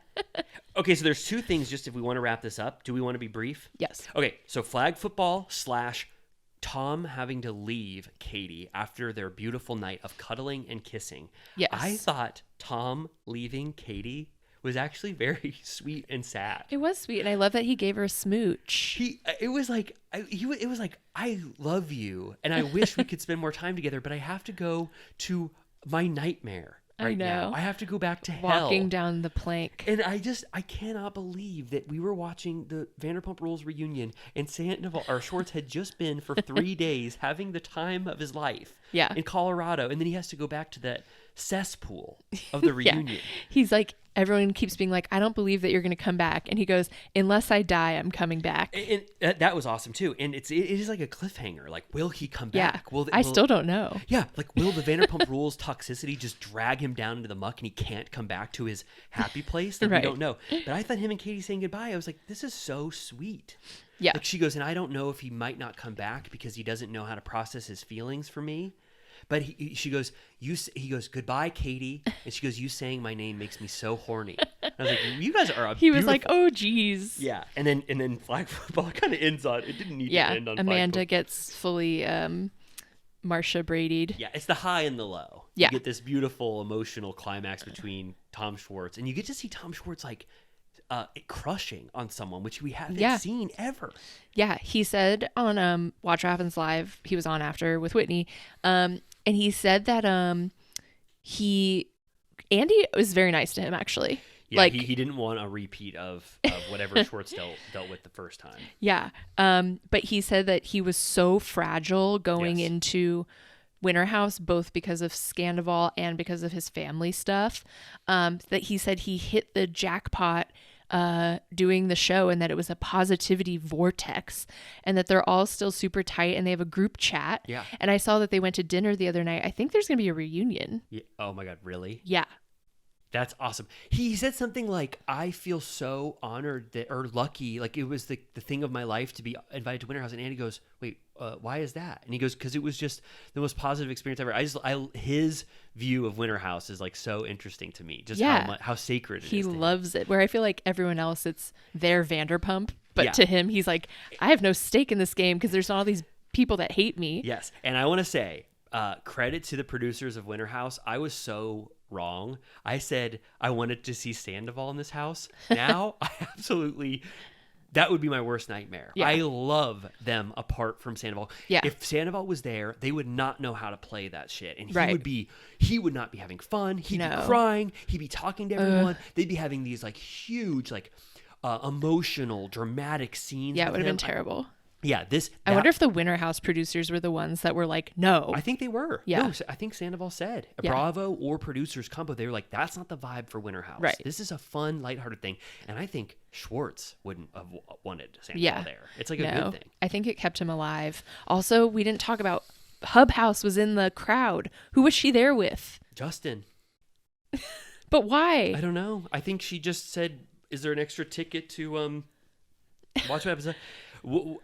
She was like, Andy asked her about Johnny Bananas, whoever the fuck. And she's like, we go way back. Yeah. And he's like, friends with benefits? She's like, no benefits. And he's like, maybe. She's like, no. Yeah. I feel like it's part of Lindsay's PR tour that is not, that is fizzling. Yeah. She's like, don't forget me. I'm going to pop up everywhere I can. Don't you remember what I'm going through? I don't remember I don't think I said it here, but I've said it to multiple friends when we've been out in the past like week or so. But you guys all saw Lindsay Hubbard went on a whatever date or outing with that guy Johnny Bananas, who's from I think MTV's The Challenge, and he's on knew him The Villains or whatever it's called. Is that what it's called? House of Villains. House of Villains. Yeah. So people know who he is and they all think he's a stinker, but she went out with him on a very clear pap call, you know? And we know she calls the Paps. Sheena said Lindsay called the Paps when they were walking out of that restaurant one day and they had that photo of them all arriving from this restaurant. She calls Paps. And apparently if you read the article that the photo's in, they went out to dinner and they went on a walk around the block during dinner and then went back. So it was like she did a literal like pap walk. And then whoever posted about it, Page 6 or whoever it was, Lindsay commented on their Instagram post and said, must be a slow news day. I don't want this. And I was like, I'm going to fight you. Like, I'm going to meet me in the ring. Yeah. I can't take it. 2 questions. They had half dinner, then did a walk around the block and then finished dinner, or it was a classic dinner and walk? What I heard is that they went back to the restaurant after. Oh, so it's dinner, then let's process our food with a walk, and then let's go back. Maybe dessert. As we all Well, they're like, do. no one can see us in the restaurant. And then my second question, and we're going to end possibly with this question. If I can convince Lindsay Hubbard to be interviewed by I'm Turtle out. Time, you can't? I'm out. Really? Well, you couldn't be objective and we just interview her? I would rail her. Okay. It would end poorly. I mean, okay, could we consider that hard-hitting journalism? Could we consider that like The Insider and your Mike Wallace? It would be like interviewing Trump. Like, you're not going to get an answer, you know? You're not going to get a real answer. Sometimes hearing people talk and what they say is because your illuminating. interaction with her went so well last time. I'm not saying I'm saying I would be objective and I want to hear what she has to say. Okay. I just like wish to not be in her presence. Damn. Okay. She's like my arch nemesis. So maybe we could do a Turtle Time where we do our full episode and then I go, and now here's my interview with Lindsay Hubbard. And it's just like tacked on. All right. They do that on a Keep It. Like, just one of them will do an interview. Like, they do what we do. And then, that's fine. then they switch to the interview. On the Big Picture, I listen to that. Sean Fennessy, the host, he'll just have solo interviews that he just tacks on. So there's precedent for that. Totally. Okay. I just want to say one more thing about Watch What Happens, that Tom Schwartz got backlash for posting that photo with Sandoval and Jax, and Andy was like, you got backlash for that? And he was like, oh yeah, I wish I didn't check my DMs, they were so scary. And he's like, but they're my best friends for life, they're like my brothers. And he was like, I feel like a child of divorce sometimes, so it was so nice having them back together in one place. I have something to say to the people DMing him. Get used to chill. Well, chill and get used to it. That is what we're going to be dealing with for the next 3 years or 5 years of Vanderpump Rules is on. All the alliances we've come to know are going to be shattered and broken and reestablished again. This is happening. Andy also asked him if he's been in touch with Rachel, to which he said no. Yeah. And he goes, do you have her info? And he's like, you mean like her number? And he's like, yeah. And he's like, I think so. And he's like, he literally like went to grab for his phone and was like, do you want me to like, I don't know if he meant like call or text her, and Andy was like, no. But it was why does he always go too far of like wanting to give the interview like too much info? I think that there's definitely that, but also like Like, why? Of course he has her number. Why did Andy ask that? Right. Well, I assume she changed her number when all that shit went down. Well, I think then he probably was saying, like, I think I have it from our time as being friends. Right. And then he asked if Schwartz has voted for Ariana on Dancing with the Stars. And he said he voted once. He said he's a passive viewer, which I understand because you can't vote while it's on. He was very diplomatic and said the answer that is the most appeasing, as is his wont. But saying that you only voted for Ariana once, that was kind of like... But he shouted out her cha-cha. Like, he says he watches it every week, that her Britney Spears cha-cha was amazing. Yeah. And then Andy asked, which Katie is the better kisser, Fletty or your ex-wife? And he goes, Lisa Vanderpump. That was... Fun answer. Yep. That was fun. So? Yeah, it was good. I think that I liked that Watch What Happens Live. It was fine. They were both pretty diplomatic, and neither of them wanted to be very like outspoken and outgoing. I feel like they needed one or the other to be someone more alpha. Yeah, they needed like Lala and Schwartz or something. Whitney like didn't give a lot, and Schwartz is always himself, which I like, but he's not like. And Andy, it's funny because certain people, like, he's so mean to say Jax, but he's so nice to Schwartz. Oh yeah, he loves. I mean, he kind of like chided him. He said that he had a Kate Gosselin haircut, but you know, that was mean of him to say. I didn't even want to bring it up. That was it didn't look like that. Why did he say that? He had to give him a little, ribbing, knockdown. Yeah. I thought that was a good episode. What do you think? Watch What Happens Live or our episode? Our episode. No. Wow, you never... I don't think I normally asked that. Yeah, no, I felt good. I mean, we'll see the Little Turtle Cutie feedback, but I felt like we were kind of ripping, not to toot our own horns, but... I had energy today, I guess. For once. Yeah. For once in my life. You did. And not like it's any different or anything, but yeah, I mean, you were bringing it. I was trying to bring it to your level, and I thought we fucking ripped it up. 3 hours? Right. Yeah, we haven't gone this long in a minute. I do think our Beverly Hills chat is like was pretty all-encompassing and sort of like the state of the union for Beverly Hills, not just these episodes. So I hope that people enjoyed that.